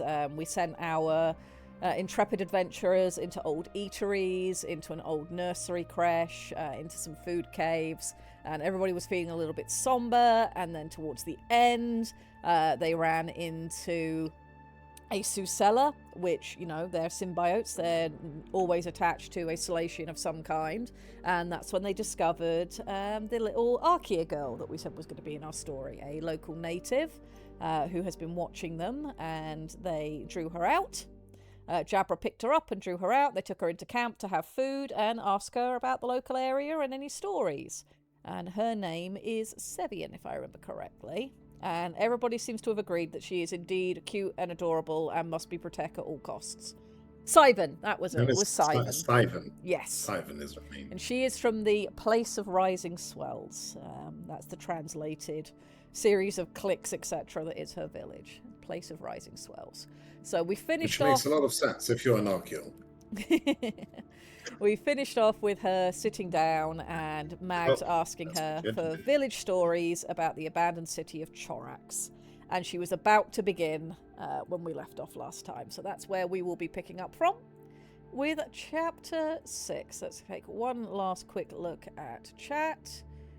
I am going to be away for about half an hour, but I'll be back. Okie dokie. Please, chat, if you will misbehave, I will target you personally. Lady Red, you have the floor. Thank you. I shall read to these fine people. Chapter 6. In my village, Sivan began, we are told that Chorax died because its people were too proud to hear a wrong note. The cooker hummed softly between the group, throwing a warm amber light into the water. Around the plaza, the rest of camp had gone quieter by degrees. Even Jabra, who usually wore impatience like a shellridge, settled her claws and gave the child her full attention. Sivan drew one of her Susella closer with a little curl of her forefin. The small creature flattened happily against her arm, bright-eyed and still. Sivan went on. They say that long ago, before Place of Rising Swells had even its first reef houses, Chorax was bright and rich and full of towers that spoke to one another. The city kept memory the way other places kept grain. In the ring towers were names and laws and old maps and songs and every promise anyone important had ever made. In the middle sat the great library, and all the outer towers bent their voices to it. People came there because Chorax remembered things. They came to trade. They came to argue. They came because if your family had lived and sung and worked, then somewhere in Chorax a piece of that life might be held safely in temps. Magarel's drone, hovering near her shoulder, made a tiny, almost inaudible correction chirp as it logged. Sivan either didn't notice or pretended not to. But a city can grow too pleased with itself, she said. That is what the elders teach. If your walls are strong and your storehouses are full and everyone praises your cleverness, then you stop tasting your food before you serve it. You stop looking under the baskets. You stop checking the roots for rot because your hands remember the work and you think remembering is the same as doing. So in Chorax, little wrongnesses were left to wait. A shell that should not have gone soft. A node that should have been scrubbed more deeply. A temp shard no one liked to handle because it made their thoughts itch. A singer who said, "That sounded strange," and someone else who said, "Tomorrow, later, it is only one tower and one shelf and one small thing." That is how bad deaths begin, she added with sudden childlike firmness. Not with teeth, with laziness. Jabra made a low approving click at that. Umi's shroud warmed, amused and touched in equal measure. Sivan glanced at them, saw she still had her audience, and continued with renewed confidence. They say the quiet hid in the ring towers like mould in closed baskets. Not loud quiet, not the kind even children could point at and say, "There, that coral is wrong." It hid in shelves and in records and in little paths between them. It ate slowly and listened while the city sang around it. And when it had eaten enough, when it had fed itself fat on all of the places no one had looked closely enough, it bloomed. The word landed hard, even in a child's voice. Sivan's shroud fluttered, and Jake felt the story in it. Not true memory, but inherited fear, polished by retelling until it had edges. "The towers screamed first," she said more softly. "That is what we are told. All the little libraries in the ring screamed together because the quiet woking them all at once and gnawed through what they held. Their song ran inward to the great library in the middle because that was what towers were meant to do. They gave their fear to the heart." She looked at Jake for a moment, perhaps because he was the newest listener, perhaps because he was the strangest. "And then the heart screamed too." No one interrupted her. The plaza beyond the cooker seemed to lean in. "They say it was louder than thunder and sharper than blood in the ears," Sivan said. "That everyone in the city heard it, even those asleep, even hatchlings and old ones and people in the market with their hands full of dinner. The song rose all at once and then broke." The Susella at her arm trembled, responding to her thoughts. "Some died from hearing it. Some went mad from hearing it. Some fell where they were because the world had always sung around them, and when it stopped there was nothing left to stand on. Some ran, some fought, some trampled each other trying to get out through the same roads. Some clutched coral and memory shards and tried to save them, and the quiet climbed onto them through their hands. Some locked their doors and drowned in their own fear while the city tore itself apart." The little symbiote behind her forearm had gone still as stone. Jake realised he was holding his breath inside the suit. "When the screaming stopped," Sivan said, "Chorax had become a mouth with no voice. The towers were poisoned. The great library in the centre was eaten hollow. The streets filled with frightened people, and no one knew who was sick and who was only panicked and who was already dead in the mind. Families fled. Guilds fled. Those who could swim left. Those who could not remained." Her gaze drifted towards the dark line of the avenue beyond the camp. "The elders say that was the second death," she murmured. "Not the quiet itself. The leaving. A city does not die only when something kills it. It dies when no one dares to come back with bowls and tools and songs." Umi lowered his gaze. Hordaka's shroud had gone quiet and attentive. Even Magarel's colours, what little of them the suit let show, had muted to something closer to mourning. Sivan drew a slow breath. "So the warnings were made," she said, and now her voice took on that familiar instructive cadence again, the clear signs of a lesson repeated to children until they could recite it back under pressure. "Do your work properly the first time. Listen when something sounds wrong. Scrub the node you are given and then scrub it again. Do not leave rot for tomorrow because tomorrow may belong to the rot. Do not mock careful hands. Do not laugh at apprentices who ask foolish questions because a foolish question can still save 100 lives. A city of clever people can still die from one unattended corner. That, plainly, was a line she had heard many times. And after that, Simon continued, you do not go into dead Chorax. You do not chase old money there. You do not chase old stories there. You do not swim its streets because you think the dead are finished with them. The dead city does not know you are not one of the ones who abandoned it. The quiet may sleep, but sleep is not mercy. The towers still remember how to call to one another, and the roads still remember feet running in fear. Then you push too deep into what should have been left quiet, Chorax will close around you and no one will hear your song come out again. That line made the hair on Jake's arms lift under the impulse layer. Sivan's eyes flickered once towards the dark beyond Echo's lights. In place of rising swells, she said, children are told that if they are lazy with their tasks, Chorax is how they will end, full of holes where care should have been. If they grow greedy and follow the dead into forbidden places, Chorax is where their bones will wash. If they think old danger becomes gentle just because it is old, then one day the streets will teach them otherwise. She paused. Then, much more quietly, and if they hear a wrong note in the song and choose not to listen, they are told to remember that Chorax fell from one small silence no one respected. The last words drifted in the water and sat there. For a while, no one spoke. The cooker hummed. Somewhere behind them, one of Echo's resting drones shifted minutely against its hardpoint. Beyond the ring of light, the city remained what it had been all evening. Still, waiting, not asleep so much as patient. Jake let out his breath at last. It was only a story in one sense. Simplified, dramatised, sharpened for memory and warning. He knew that. Magarel certainly knew that. Parts of it were certainly wrong or exaggerated or rearranged into shapes more useful to parents and elders than historians. And yet, he could feel how much truth lay under the village polish. Not just the event, but the lesson of it. The weight of small things become disaster if no one bothers to care. Jabra clicked one claw softly against the stone. Good story, she said. It is not meant to be good, Sivan replied at once, with the fierce seriousness of the very young. It is meant to be useful. That startled a laugh out of Hordaka. Then it succeeds very well, Umi said, inclining his head to her. Magarel had not moved much during the telling, but Jake could feel her attention sharpen through the water like a blade slipping free. Your elders kept more of the shape than I expected, she said. Not the details, but the shape. Sivan straightened a little under the compliment, trying not to look pleased and failing.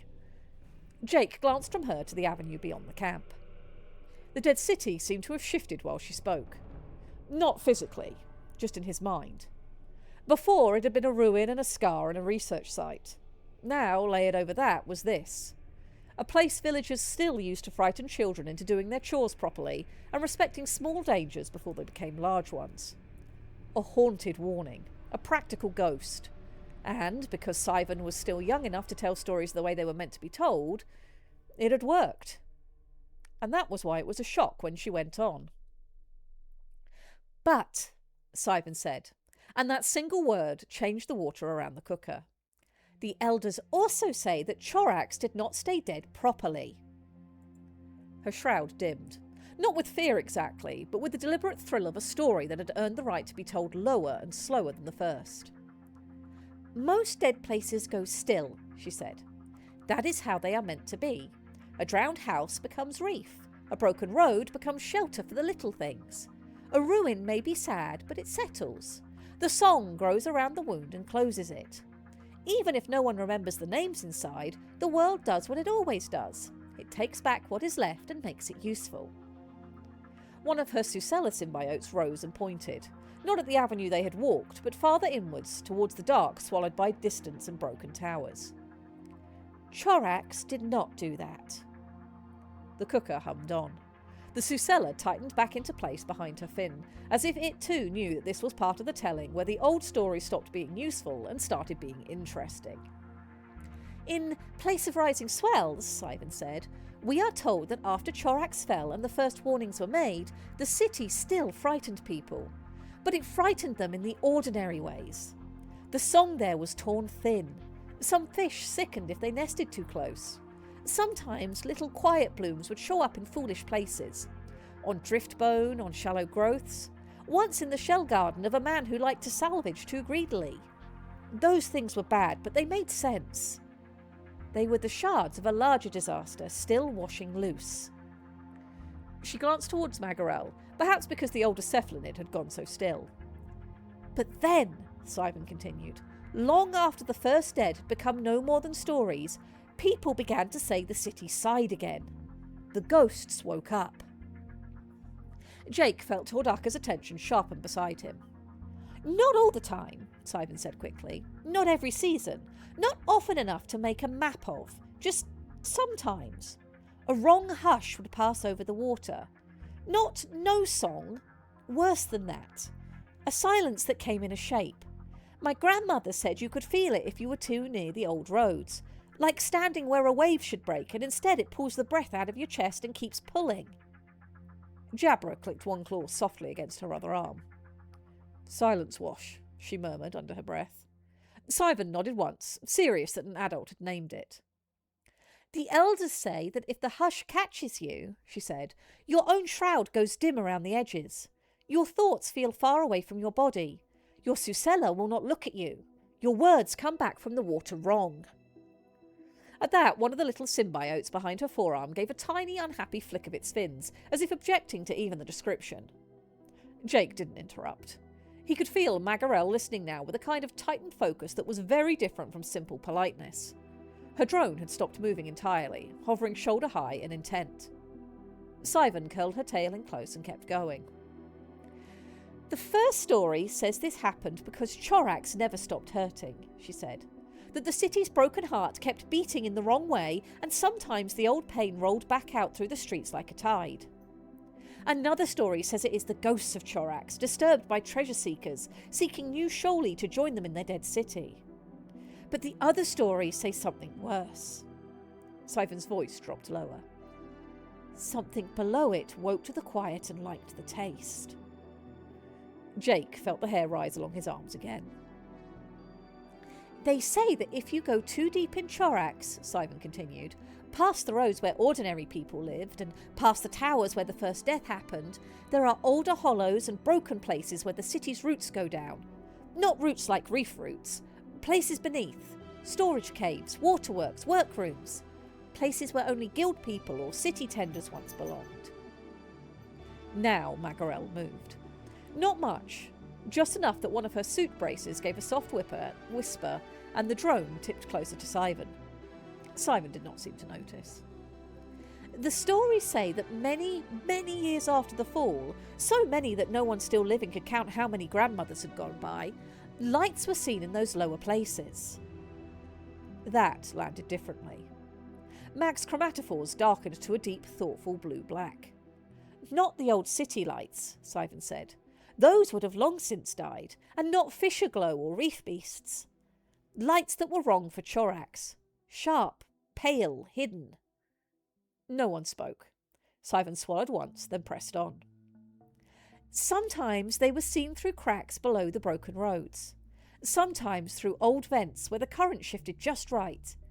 People said that if you watched from the outer ridges, you could see them move in the deep, white and cold, where no one should have been singing anything at all. Jake became aware that Kilo had stopped making idle little system comments. She was recording every word. The elders say not to trust stories of lights, Simon said, because after the lights came, the hush waves arrived. Once, in my grandmother's youth, an entire clutch of shell garden fry in a village north of ours came up dim and wrong after a hush wave. Not dead, just not right. Their shrouds were weak for the rest of their lives. That was not embellishment anymore. That was the kind of detail villagers remembered because it had cost them something. Jake stopped pretending to lounge.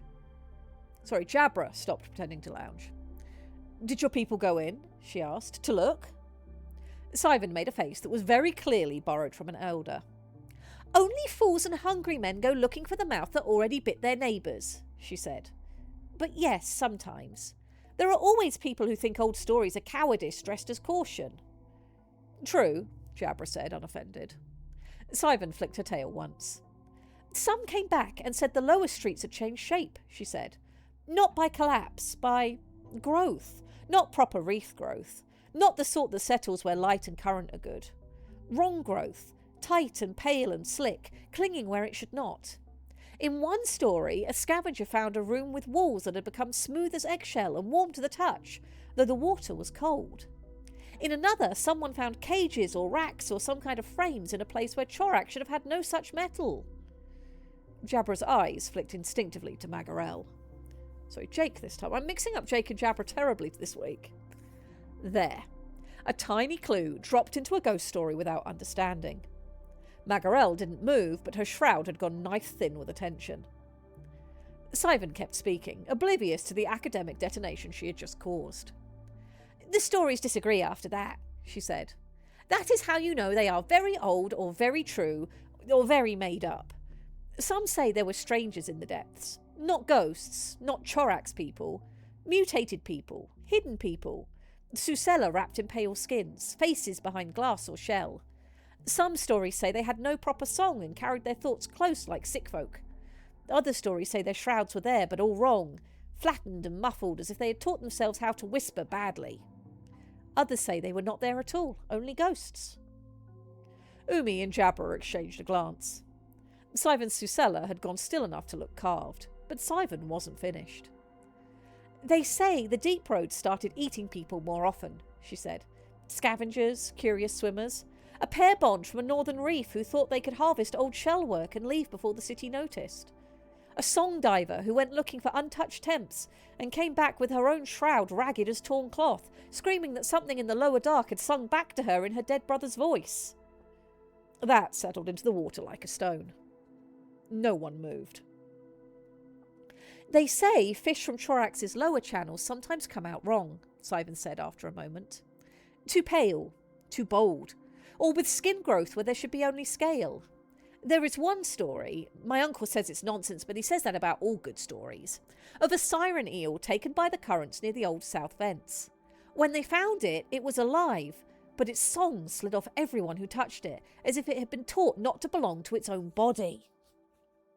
Even Jabra looked a little pale around the eyes at that. And the biggest warning, Sivan said, voice now very quiet, is that sometimes Chorak still sends out a hush wave before anything is seen. Not after, before, as if whatever sits in the lower places breathes in first, and then the sea goes thin while it is drawing breath. That, more than anything, made the plaza seem colder. Jake looked towards the dark avenues beyond the circle of worklight and understood suddenly how these stories lived, how they persisted. Chorax had scarred itself into cultural memory. Anything that happened there since had become part of the sad, sacred legend. Perhaps, in time, even they too would join the rumours. A city that should have settled never did. A wound that should have scarred or a wound that should have scarred over kept leaking. Lights in the deep. Wrapped strangers. Cages where there should have been none. Fish wrong. Hush waves reaching farther than simple residue should allow. If Sivan had been trying to frighten them, she had succeeded. It was Magarel who broke the silence first. When, she asked, and her voice was so controlled it sounded almost gentle, did your grandmother say those lights were seen? Sivan blinked at her, surprised by the question. And in that instant, before she could answer, it was obvious to Jake that Magarel had stopped hearing this as a ghost story. She was hearing data hidden inside folklore. I'm going to pause there for a minute so I can have a drink and see what you guys have to say.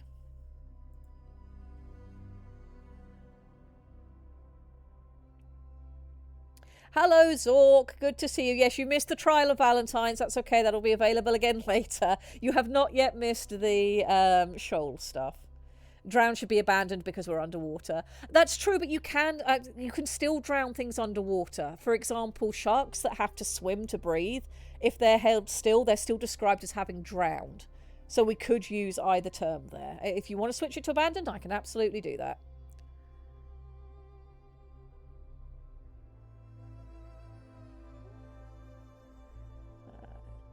All the story, why is she here? That only falls line's a good lesson. I love it. So if we're talking about why is Sivan here, that's going to be something we'll get to explore with time. Because, yeah, she knows these stories. She knows she shouldn't come close to Chorax, and yet she's here anyway.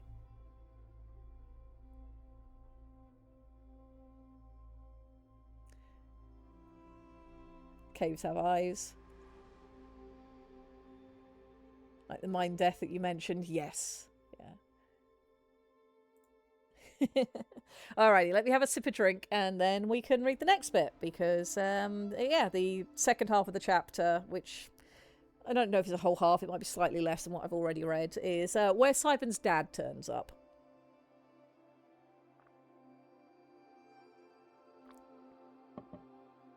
Oh, fluid's good. Please hydrate, chat. You deserve hydration, not just me. Alrighty, we shall press on.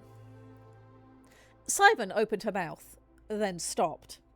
Her head turned sharply towards the dark beyond the camp, toward one of the quieter roads leading up and away from the plaza. Her whole body went still. Even the Susella, her forearms flattened, fins tightening close. Colour rushed hot and embarrassed across the pale markings at her jaw. "Oh," she said, very small. Jake felt it a heartbeat later through the song. Not the broad, steady shrouds of camp, nor the old scar-thin hush of Chorax, but a new presence moving fast and with purpose. Aggravation rode at the front of it.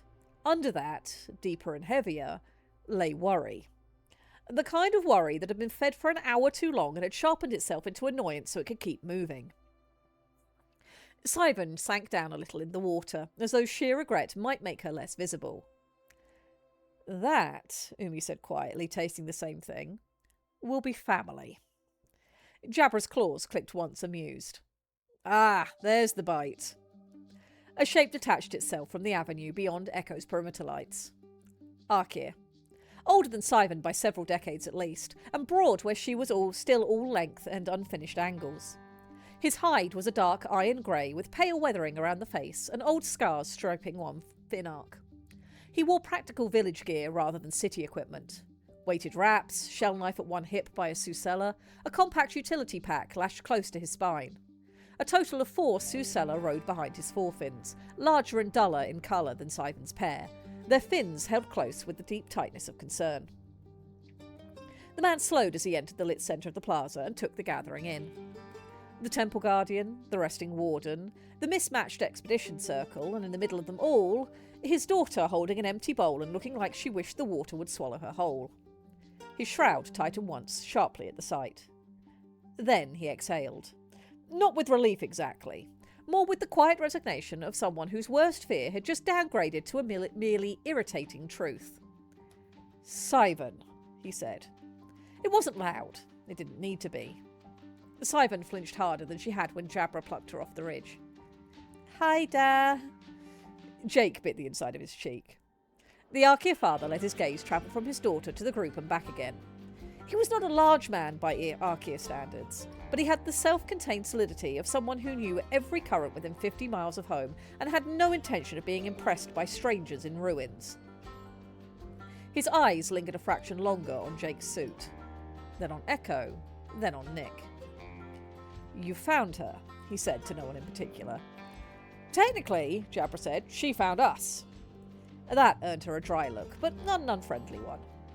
Umi moved first, the diplomat's instinct rising like a reflex. He drifted forwards, hands open, shroud soft and non-threatening. "Councillor Umi Minaseo," he said. "We are here on an official library expedition. Your daughter has been kind enough to inform us about the local area." The Arkir inclined his head once, a gesture neither submissive nor challenging. "Reth Vask," he said. Jake's translator lagged a fraction on the name and then settled. "Place of rising swells, and yes," he said, glancing at Sivan without moving his head. "I'm sure my daughter was talking. She does a touch too much of that." The fizz of mortification that came off Sivan was immediate and strong enough that even Hordaka made a sympathetic little sound. Reth continued to study the group. His annoyance had not vanished, but Jake could feel now what anchored it. Relief first, irritation second. A father's priorities in a dangerous place. "She should not be this close to Chorax alone," he said. "No," Magarel agreed. "She should not." Sivan drew in on herself. I was careful. You were near a dead city full of bad stories, strange currents, and outsiders, Reth said flatly. That is not what careful looks like. Jabra, of all people, was the one who spared the girl.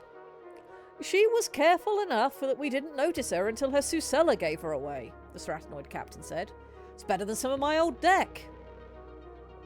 Reth's gaze shifted to her. There was the faintest twitch at one corner of his mouth. Not a smile, but perhaps the memory of one.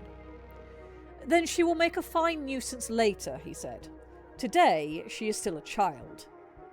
Sivan looked like she wanted to protest the final word and was smart enough not to. Will you join us a moment? Umi asked. You've come all this way and your daughter has already been eating our food and telling us your village's warnings. It seems rude not to return the favour. That made Reth blink. She's been what? Sivan, to her credit, looked him in the eye. They asked about Chorax. And you answered? Yes. He stared at her for a long enough beat that Jake thought the conversation might end right there with a very firm parental extraction. Instead, Reth sighed through his gills and pushed forward into the circle. One bowl, he said. Then she comes home. The quartermaster, who had been listening shamelessly from the cooker, snorted and slid another shell bowl into the heating frame. Good. Sit. I made enough for a Titan and only got half of one. Reth Susella took the offered bowl with a muttered thanks and lowered himself onto a stretch of cleared stone near Sivan. He did not crowd her, but his shroud settled close over hers in a way that was unmistakable even to Jake now. A check-in, accounting of symbiotes and fins and harms. Satisfied, it eased. For a little while, the conversation loosened. Reth ate. Sivan resumed hers, a little faster now, perhaps in hopes that looking occupied might make her invisible. Hordaka, incapable of leaving anything alone, quietly introduced himself. Reth tolerated that with the patient expression of a father who had raised at least one very curious being already and knew the signs in others. You are from the village closest to Chorax? Magarel asked once the first edge of awkwardness had worn off. One of them, Reth said. Closest is a dangerous word. Currents make liars out of maps. But yes, we are nearer than most. And people still tell stories about this place? Reth gave her a long look over the rim of his bowl. Of course they do, he said. Places like this don't go away just because city folk stop writing them down. That landed a little harder than the words probably intended. Magarel accepted it without bristling, which told Jake she was listening seriously. Sivan, perhaps encouraged by her father staying rather than immediately hauling her into the dark, inched a little closer to the centre of the ring again. The stories are useful, she said, quietly but firm. They keep people from being stupid. Reth's shroud warmed with reluctant agreement. Sometimes.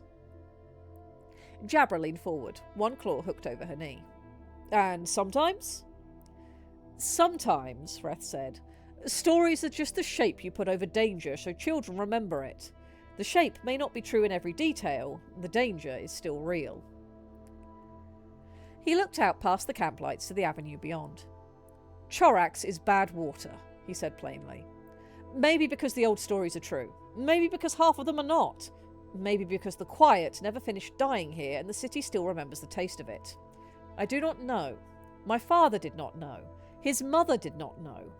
We only know that the song still goes wrong around this place when it should not, and that quiet blooms are not as gone as a proper tender would like to say. Magarel's colours darkened, but she didn't interrupt. Hush waves still happen, Reth continued. Not often, not predictably.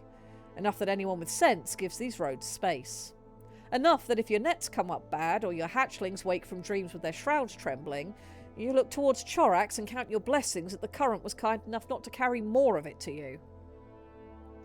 Reth drank from the bowl, then added, with a grim little shrug of one shoulder, the stories might be stories.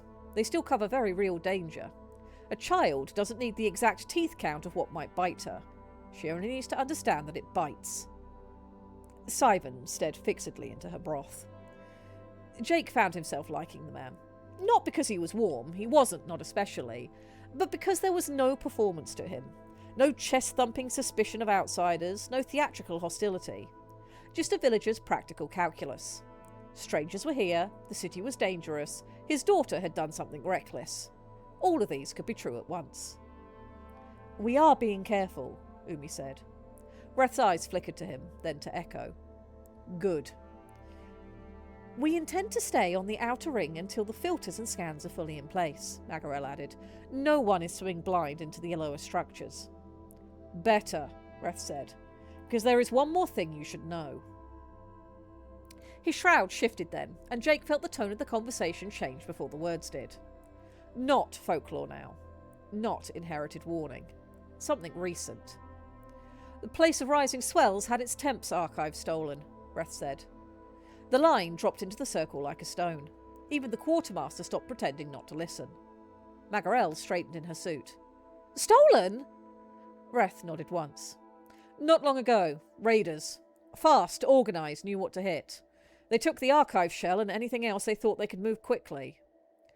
Jake felt a prickle run down his back. Did you identify them? Jabra asked, suddenly all mercenary captain again. Enough to know they were not ours, Reth said. Mixed crew, hard edges. Bad discipline once they started feeling safe. We tracked them as far as we could. He tilted his head towards the silent city around them. Last anyone saw, they were headed into Chorax. A pulse of unease moved through the group. No one saw them come back out, Reth said. That did something cold and complicated to the water in Jake's suit. Jabra's claws tightened almost inaudibly. Hordaka looked instinctively towards Nick. Umi's shroud pulled in, thoughtful and alert. Could they still be in there? Jake asked before he could stop himself. Reth met the blank face of his helmet as if he could still see the expression behind it. Maybe, he said. Men desperate enough steal from village temps. Men desperate enough might also hide in dead cities if they think it gives them cover. Or maybe they found what the old stories were trying to keep children away from. The plaza seemed to darken around the edges. If they're alive, Jabra said, we'll find sign. And if they aren't, Reth replied, watch for whatever convinced them not to leave.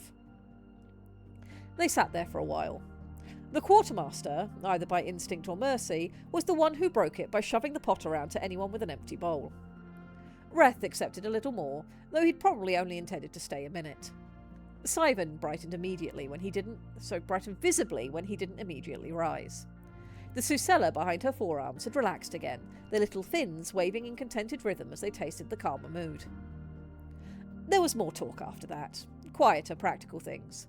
Currents near the village, which outer ridges were stable and which slumped after storm surges, which old roads scavengers still occasionally tested before deciding better of it. The fact that Place of Rising Swells was not on any formal map because villages like theirs moved small distances over time as the reef demanded, and because Gleamwake's official charts only cared so much for stubborn little settlements that preferred to be left alone. By the time Reth finally set his emptied bowl down, the plaza had grown late around them. He looked at Sivan.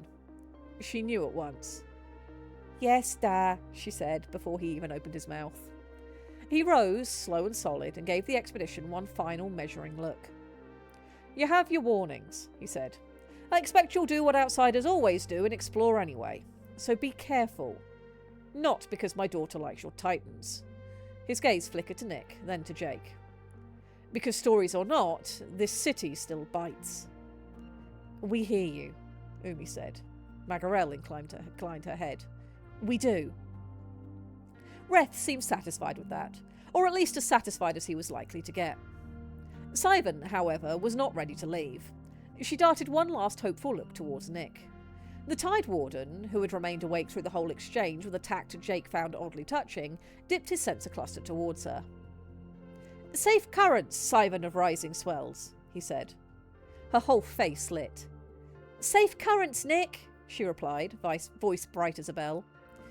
Then father and daughter pushed off together into the dark. Her two Susella flickered around her like errant lanterns before settling back behind her forefins. Reth's shroud wrapped briefly around hers as they cleared Echo's lights, the shape of a warning and a comfort both. The camp watched them go until the dark took them. For a while after, no one spoke.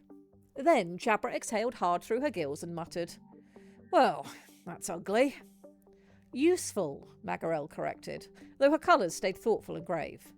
Very ugly, yes, but useful. Stories usually have facts in their core, and Sivan's were very interesting. The lights in the deep, Umi said quietly. The mention of fitted frames, Magarel agreed. Jake looked at her. You think there's something to it? I think, Magarel said, that folklore is often a midden heap with 1 or 2 bones in it worth keeping, and I would very much like to know who left those bones. Jabra gave a humorless little click. If your mystery bones are still in there, so might be living thieves. Or their corpses, Umi said. Either way, Jabra said, that's an answer I'd like. That, apparently, was as much planning as anyone was willing to do in one evening. The quartermaster began shooing people towards their rest with the righteous impatience of a man who had fed too many anxious professionals to watch them stand around vibrating afterwards. Hodaka went to wake one of Jabra's crew for watch rotation. Magarel recalled her drone with a pulse of intent so subtle Jake barely felt it. Echo's shroud settled deeper again, old and patient against the edges of the camp. Jake lingered only long enough to look once more down the avenue where Sivan and her father had vanished. A child's ghost story. A practical warning. A stolen Temps archive. Raiders who had entered Chorax and never come out. Eventually he pushed off for his hab. Inside, with the hatch sealed and the air cycler hissing softly, the human-scaled smallness of the place felt almost absurd after the weight of everything they'd just heard. He shed the exosuit more slowly this time, tiredness settling into him all at once now that he was out of company. Kilo perched in her cradle, main eye tracking him as he peeled the impulse layer down and sat heavily on the bunk. Well, she said. Well, Jake echoed. You have gained a local informant, a probable pirate complication, and at least 1 new category of ghost story. Busy day. Very. He scrubbed a hand over his face, then let it fall. Outside, distant through the hab walls, Chorax remained what it had been all along. Silent, scarred, and waiting. Tomorrow would come whether they were ready for it or not. Tonight, there was nothing to do but sleep with more questions than answers, and hope that in the morning, the city would still be willing to give up 1 or 2 of them. And that is the end of Chapter 6. How are we doing, chat? Vibing to a really good story. Nicely. Oh, hi, you're back! I am back. How is the Lictorling? Did he have fun? Yes, the kid had a lot of fun. They had a pizza party. Pizza party, best party. Yep, they had a pizza party. It seems like chat approves of Chapter 6. That is good. It is, yes, it's supposed to be. I love the dad. That's good. Because we did say we didn't want to write a stereotypical curmudgeon dad. We didn't want a dad who was going to be hostile because outsiders. He's fulfilling the doomsayer role of, hey, you know, be careful, you shouldn't go in there, etc. But he doesn't need to be a shotgun, get off my lawn. Creepy ass ghost stories quiet. I liked how good it's a good Cassandra. It's a Cassandra who knows what's going to happen and just like, okay, you guys are going to do what outsiders always do. So yeah, but at least try to be bear this in reasonable mind. Yes. Please bear in mind you don't have to, you're not contractually obligated to be stupid. Just very likely to be. Mm-hmm. You know, I'm aware stupidity. I'm very glad you guys liked Sivan last week and that you like her dad this week. That is good. I'm very glad. I kind of just got into the groove this week, which is why we got a whole chapter in 1 week. That is amazing. I'm amazed. Maybe Dad ran off to dark and uninviting places in his youth. I'm sure he did. I'm sure he took part in dares to go and spend the night on Chorax's Plaza. He totally did that when he was young. Oh, God. Poor man. Well, yeah. Being a dad, it's a thing. Yes, yeah. I wanted him to come across as just a grounded, worried dad. Oh, my daughter's fine. She's just somewhere she shouldn't be. She's with people that are from a reputable organisation, even if I don't agree with what they're doing here. Fine. I'm not just going to throw a complete temper tantrum about it. I'm not going to be a complete ass about it. Sivan is absolutely getting scolded when she gets home, though. You're grounded. How do Shoaly parents? You're grounded. You can't say you're grounded. You're anchored. That's probably it. Yeah, you're tethered, you're anchored. It would be something like that. We really need to get a colloquialisms book together. Yeah. Because we know we have striking the pearl isn't a bullseye.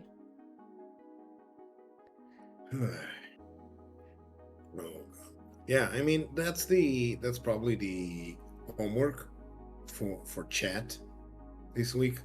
We need 1 million colloquialisms. Like, let's start with 1 million and see if we can go up to 7,000 million.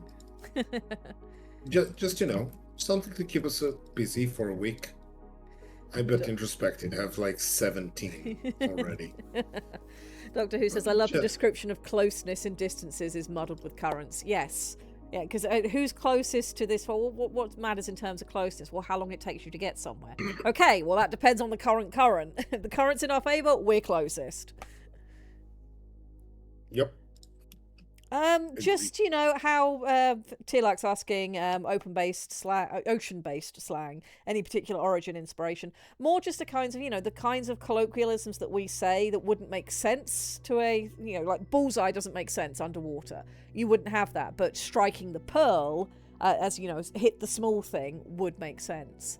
Things like that. And any sort of sayings that people use commonly and what they would be for underwater. Inspiration can come from wherever you like. Oh, excuse me, I have not slept well the last few nights. I've had far too much thinking going on in my brain because I keep reading good things, and yeah. How dare you? That sounds dangerous. Yeah, it is. Did you know that people get ideas from reading good stuff? It's terrible. And then we end up with WBPO 76 chat, and then war crimes happen, and it's not my fault. It's not my fault. Well, at least it's not your fault. Exactly, that's the important part. Yes, exactly. And the fact that I have been sitting up and thinking and laying awake because my brain is stewing over cool things I read, that's Parallax's fault. That's not my fault, that's Parallax's fault. What did Parallax do this time around? Oh, hi, Corbyn's here. Everything's now Corbyn's fault. You know this, Corbyn. Why ask that question? You know you are here for me to blame. This is your primary purpose in life. You are my blame hound, and I love you dearly. Well, somebody needs to take the blame. He's happy about it. Carry on. This is good. Yes. All right, well, that was like 6,000 odd words that we just read, yes, and I read you Hungry Like the Wolf words, and my voice is tired now. I think you've done enough for tonight. We do have half an hour left. We could boot some Hans game if people wanted to. We can do Hans game. I can tell you about the story I'm writing and the process that I'm trying to put into motion. If you'd like to tell people about that, you absolutely should. I don't know. Chat can make a judicious decision if they want to hear about Jansha bullshit. Doctor Who says, Shoal-related shenanigans update. The RPG write-up is progressing. The writing is mostly done. I just need to make characters. Yeah, I did many things on that. I did catch Doctor Who and Ed online, and we had like 3 hours yapping about ideas we had for Blood on the Lands and abilities and game mechanics. So that also happened, and dear God. Yeah, Doctor Who says we are heading to a play-ready build soon. Yes, work has been progressing on that. I know I was holding it up for a bit because, last week, if you'd asked me how many writing projects I was on, it would have been 4 because there was also Shoal Blood on the Lens. But I finished my input on that and have turned it over to the wonderful people who are doing the bits that remain. Yep. We have an amazing I write very good, thank team you. going. We have the best chat and community on all of Twitch, so yes. Yeah. These things are interesting. Tilak, there is a compendium which will give you some details. The compendium's not finished. We've got way more notes than are actually currently written up. because 30,000 projects and only 24 hours in a day. But I can get you a link to the compendium, which will help you to get caught up on what's going on. Where is the share button? There is the share button. Copy URL. Give me that so I can stick it over here. Exactly. There we go. And if you're not careful and join on the voice chat in the aux, you might find someone to chat with you about it for, I don't know, a gentle 18 to 17,000 hours. Just, yes, if you ever see casual. Lictor and I in a chat, we're probably reading things to each other and other people as well. That is true. It does happen. It do. Or we're watching anime. That also happens. Yeah, we don't tend to do that in the orcs, though. We tend to do that elsewhere. So. That is true. So, yeah. Brain is in places. So, what does chat want to do? Would you like to hear about what Lictor has been working on, or would you like me to boot up the horse game and we can talk about horse girls for half an hour? We will not be able to get a full career playthrough done in half an hour, but we can talk about some horse girls if you'd like. If you ever see Red and I in a chat, we're likely abusing each other. Likely, definitely. And I will be winning. Doctor Who says Lictor writing. Let's see if any of the rest of the chat want to... Bully Snake says Haunts. We have a 1-for-1. I need a tiebreaker here. I'm not allowed to tiebreak myself. No, that wouldn't work. That wouldn't work. I'm big, but not that big. Sorry. Not Lictor, not a Princeps here. I left the magistracy duties to someone else. Everybody who understood the joke gets 10 Roman points.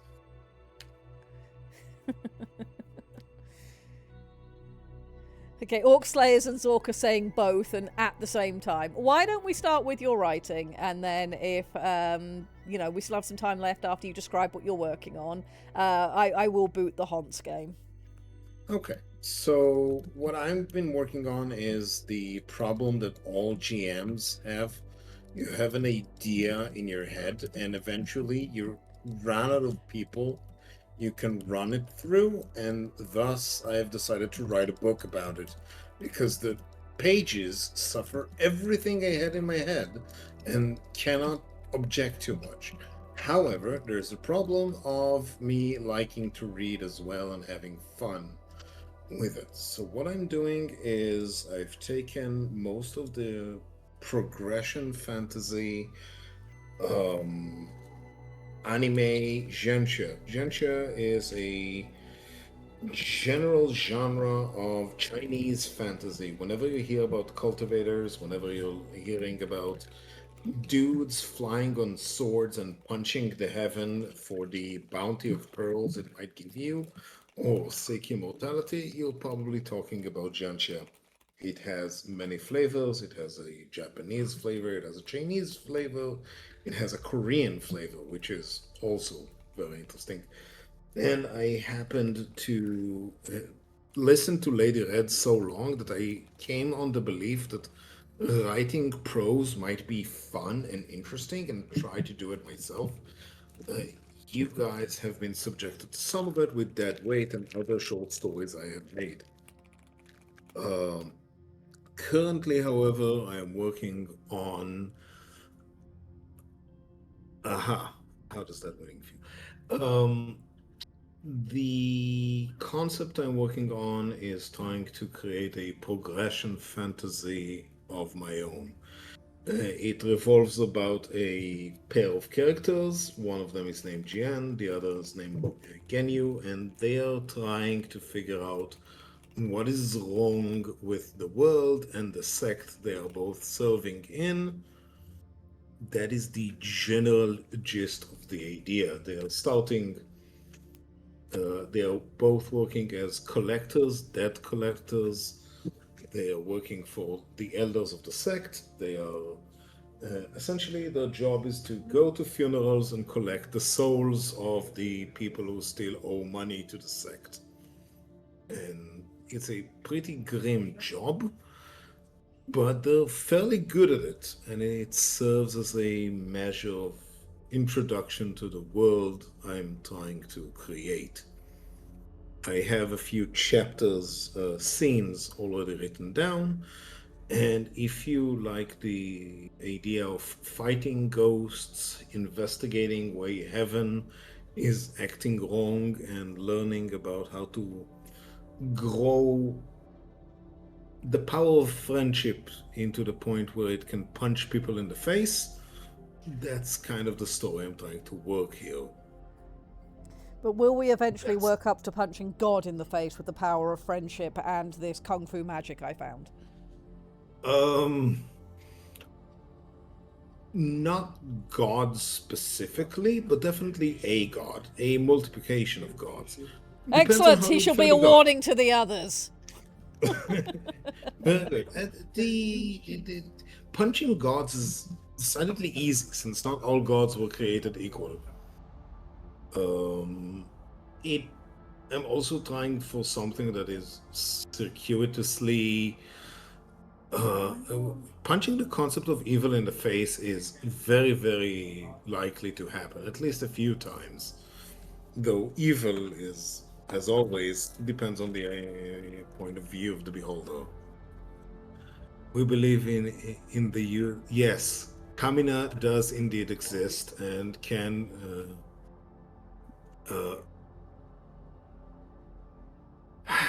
Vertiga Ragnar. I I will punch you specifically. So, just so you're aware, Verathragna is actually a very old friend of mine who's known me since the before times. He's known me for a very long time, and his job is wind-up merchant. This is what he does. Hence why I'm laughing so much. I understand, but punching the Sephiroth is. You see, do you know what the Sephiroth even are? What does the word mean in 10th century Kabbalah? Because I need to see some credentials before I start throwing hands on this specific. I have some books I need to punch into people with that. I mean, like, do you want to go down that path? Oh, do you? But are we going to Clipot, pronounce it Clifod, Eric? Because Devil May Cry exists. Clipot, Nope, Clifod. not Cliford, Clipot. This is now turned into the Hurt Lichter internally stream. Yes, we are now hurting. Lictor has dared show the tender underbelly of wanting to create something, and now, yes, oh God. Well, actually, no, multiplication, counting. Yes, I know. Sephiroth means to count. It's literally the same word in different language. Ask Red how I reacted when they started talking Latin in the 13th Warrior. When they claimed it to be Greek. I was fuming. There was a whole 10-minute diatribe on root words and etc. It was quite fun. It was enjoyable. Yes, of course, Rex Basileus, of course, yes, right. I mean, you were correct. It was just nothing we could do to fix it. So we must punch words. In the world exalted, there is a city made out of all the words that have never been spoken, and it can only be controlled by the words that have been spoken. And you can kill people by burying them in all the lingo nobody has ever thought about. And it is a profoundly confusing concept that they have put down. Generally, whoever wrote Exalted was a very frustrated programmer and that had access to the mind of everyone who ever thought about World of Darkness. And that led to very weird things. What's wrong with wanting to punch a Pillars of Reality person fighting to Princess of Heaven? I mean, of course. You are describing the origin story of the World Exalted, the role-playing game by White Wolf. Oh yes, weaponized bureaucracy. They actually have a spell named Death by 1,000 Cuts, which causes your paperwork to kill you. And if the spell actually does kill you, you become a footnote in your own bureaucratic. You become a footnote on the bureaucratic certificate of your own death.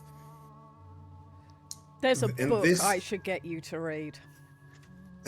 And it would be a fun one that would not have anything in it that would be an issue. I'm just going to make sure I remember who the author is. I'm not extremely sensitive to things that happen in books. I just need to see. Yeah, it's just sometimes tones are, and like, bureaucratic magic it is kind of terrifying. You can do excellent things with bureaucratic magic. Like bury people in it.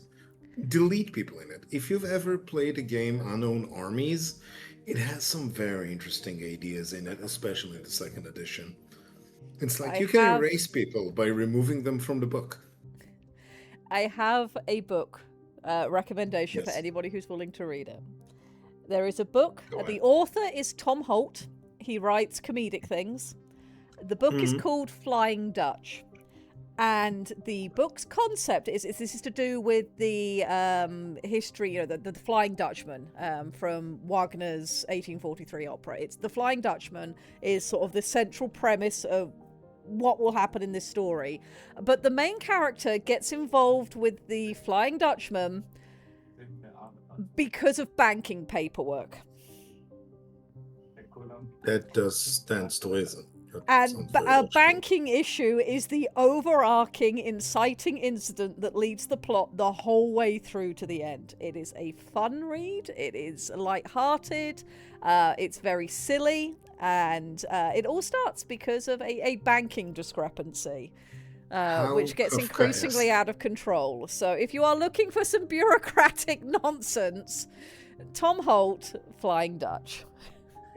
How Kafkaesque is it? I don't know how best to answer that question. Honestly, it is a unique thing. The IRS has not invaded the afterlife. The problem is that the IRS doesn't account for the afterlife. That is the problem. I see. I see. Dead for tax reasons. Or maybe there just is an dead, account. but... The young lady in question comes across an account that shouldn't exist, doesn't make sense, has been handled by many people before, and has either seen, those people have disappeared, or they've retired and sworn off banking ever again, and it gets interesting. It is fun. Death and taxes. Yes. New meaning to the tag legally dead. I can read to you the first scene of the story that I'm writing. I can also discuss things. I can also tell you about the game I'm writing about it. We've got about 10 minutes till BB's due to be here. I think that we should watch some Hansing. I don't think I can do much useful Hansing in the next 10 minutes. And what I want to do is I want to be out of here at least 5 minutes early, so BB has 5 minutes of setup time. So we've got about 5 minutes left. So what I will do, chat, if you would like to talk about Hanses, we can talk about Hanses for 5 minutes, then we'll get out of here. But next week, we can maybe have a reading of some of what you're writing, Lictor. And if I'm not nearly as productive in the next week as I was this week on Shoal, we might have time for Hans Game. If people want Hans Game. People. I know there are a few people in chat who play Hans Game, so... John Constantine. Tax collector. Tax collector.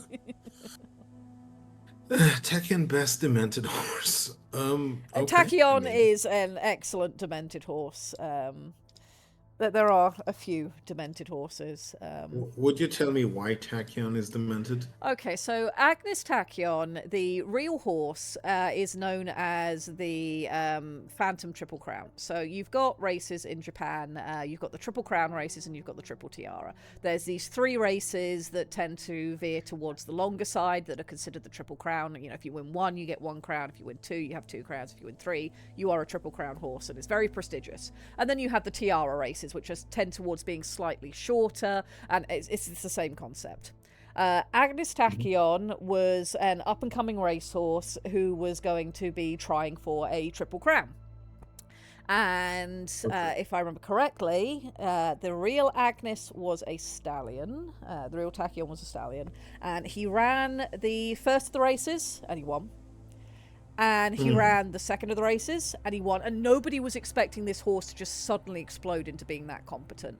He'd been fine through his initial years, but he'd been very normal. And then just all of a sudden, Just amazing running skill. And everyone was expecting Tachyon to go for the 3rd crown. And then just before the race was supposed to happen, he retired from racing. And it was because there was an issue. He had a genetic issue with one of his legs. And if he continued racing on it, he was either going to break it and have to be put down, or he was going to be in a lot of pain. It would not have been ethical to continue racing this horse. So he retired. But his domination of these races among the generation of horses he was part of was so unbelievable. It wasn't like he won by a tiny margin. It was big margins. This horse was incredible. So, too powerful for his body. Very much. You see that in many race horses, but with Tachyon, it was very, very, very clearly a thing. And basically what happened was he was so dominating that when the 3rd race happened, even though obviously Agnes Tachyon wasn't there, it was like Tachyon just overshadowed the whole event. All anybody was talking about was just, what a victory it would have been if he was there. And it was a great race, and another horse who was a very competent horse obviously won it. But that's why Agnes Tachyon became known as the Phantom Triple Crown, because he never got to race for that 3rd crown. So when they translated that horse into Uma Musume, obviously going to be a girl. All Umas are horse girls. They just are. It's just a rule of the world. Deal with it.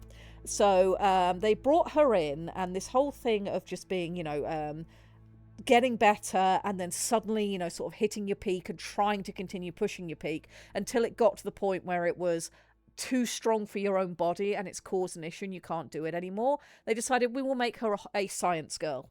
She is going to be all about biology, about science, about pushing one's limit, about studying just how far can an Uma go, how much can you get out of yourself. And this is mostly covered in the animated movie Birth of a New Generation, which is a fantastic movie because it does something really clever. You are not following Agnes Tachyon precisely, though she's huge in it. You are following Jungle Pocket, the other major horse of that era that Tachyon was just dominating into the ground and not letting her win any races. And they sort of bring this in where you start with Jungle Pocket as your very typical anime hero who's brash and confident and wants to be the best racer, and they're going to get some knockbacks and etc. And then they're going to find the spirit of righteousness within and get better and push themselves beyond their limits, and then they'll win and everybody will feel great. That's sort of your normal sports anime kind of thing, and it's what they did with Special Week in the original season of the anime, and it was very good. They handled it very competently. But with Birth of a New Generation, they broke the hero, because Jungle Pocket is defeated by Agnes Tachyon, starts going down that whole I must beat my rival, I must get stronger than them, I must dedicate myself to this. And Tachyon, for several races continues beating Jungle Pocket. And then at the point where you should hit in the sports anime, where your main character starts to hit their stride and they start getting those moments back and they had that glorious moment of victory, Agnes Tachyon retires from racing. The challenge, the hero's hurdle that the hero must overcome, no longer exists. And the rest of the movie is about how Jungle Pocket deals with that and where they go from there. So they broke the hero story. It's brilliant. Uma Musume is the most stupid concept in the world, but the people writing it really know how to write good characters and storylines. Terrifying. Mm-hmm. Yeah, it's a bit of a rug pull. I mean, it's not a rug pull in terms of you fooled the audience, but it is a rug pull for the character in universe, and how she then has to deal not only with the fact that she hasn't been able to achieve her goals and that her rival has outdone her all this time, but there's literally nothing she can do to resolve that problem. It's so clever. It's a really, really good movie. I haven't actually sat down and watched it the whole way through yet. I really need to. Currently working through season 3 of the main anime, and steadily getting more and more of an appreciation for Duramente at the moment. But yeah, Honskell things. Just Honskell things. Yes, I think we should now cede the floor for BB. I think you're right. We probably should. We will let BB come on through. I believe I don't think there's been any messages, so she should be here. Let me double check. Anything in studio? Dig says he's goop for today. That's good. She's going to be a bit late, but not much late. So we will get out of here to allow for BB to do the things. Get some setup time as and when she's ready. So she'll be joining you guys just a little bit later than 1:30. I believe she's doing more Reanimal with Diggs, so I'm sure you guys will have a wonderful time. Thank you for once again coming along to my absolute ridiculousness. I'm glad you guys enjoyed Chapter 6. And yeah, we will do this again next week. Any closing words, Lictor? Yes, they have homework. I expect to see 17 million colloquialisms. Crazy good storytelling for high school, mate. Yeah. Casual. Later. Good night.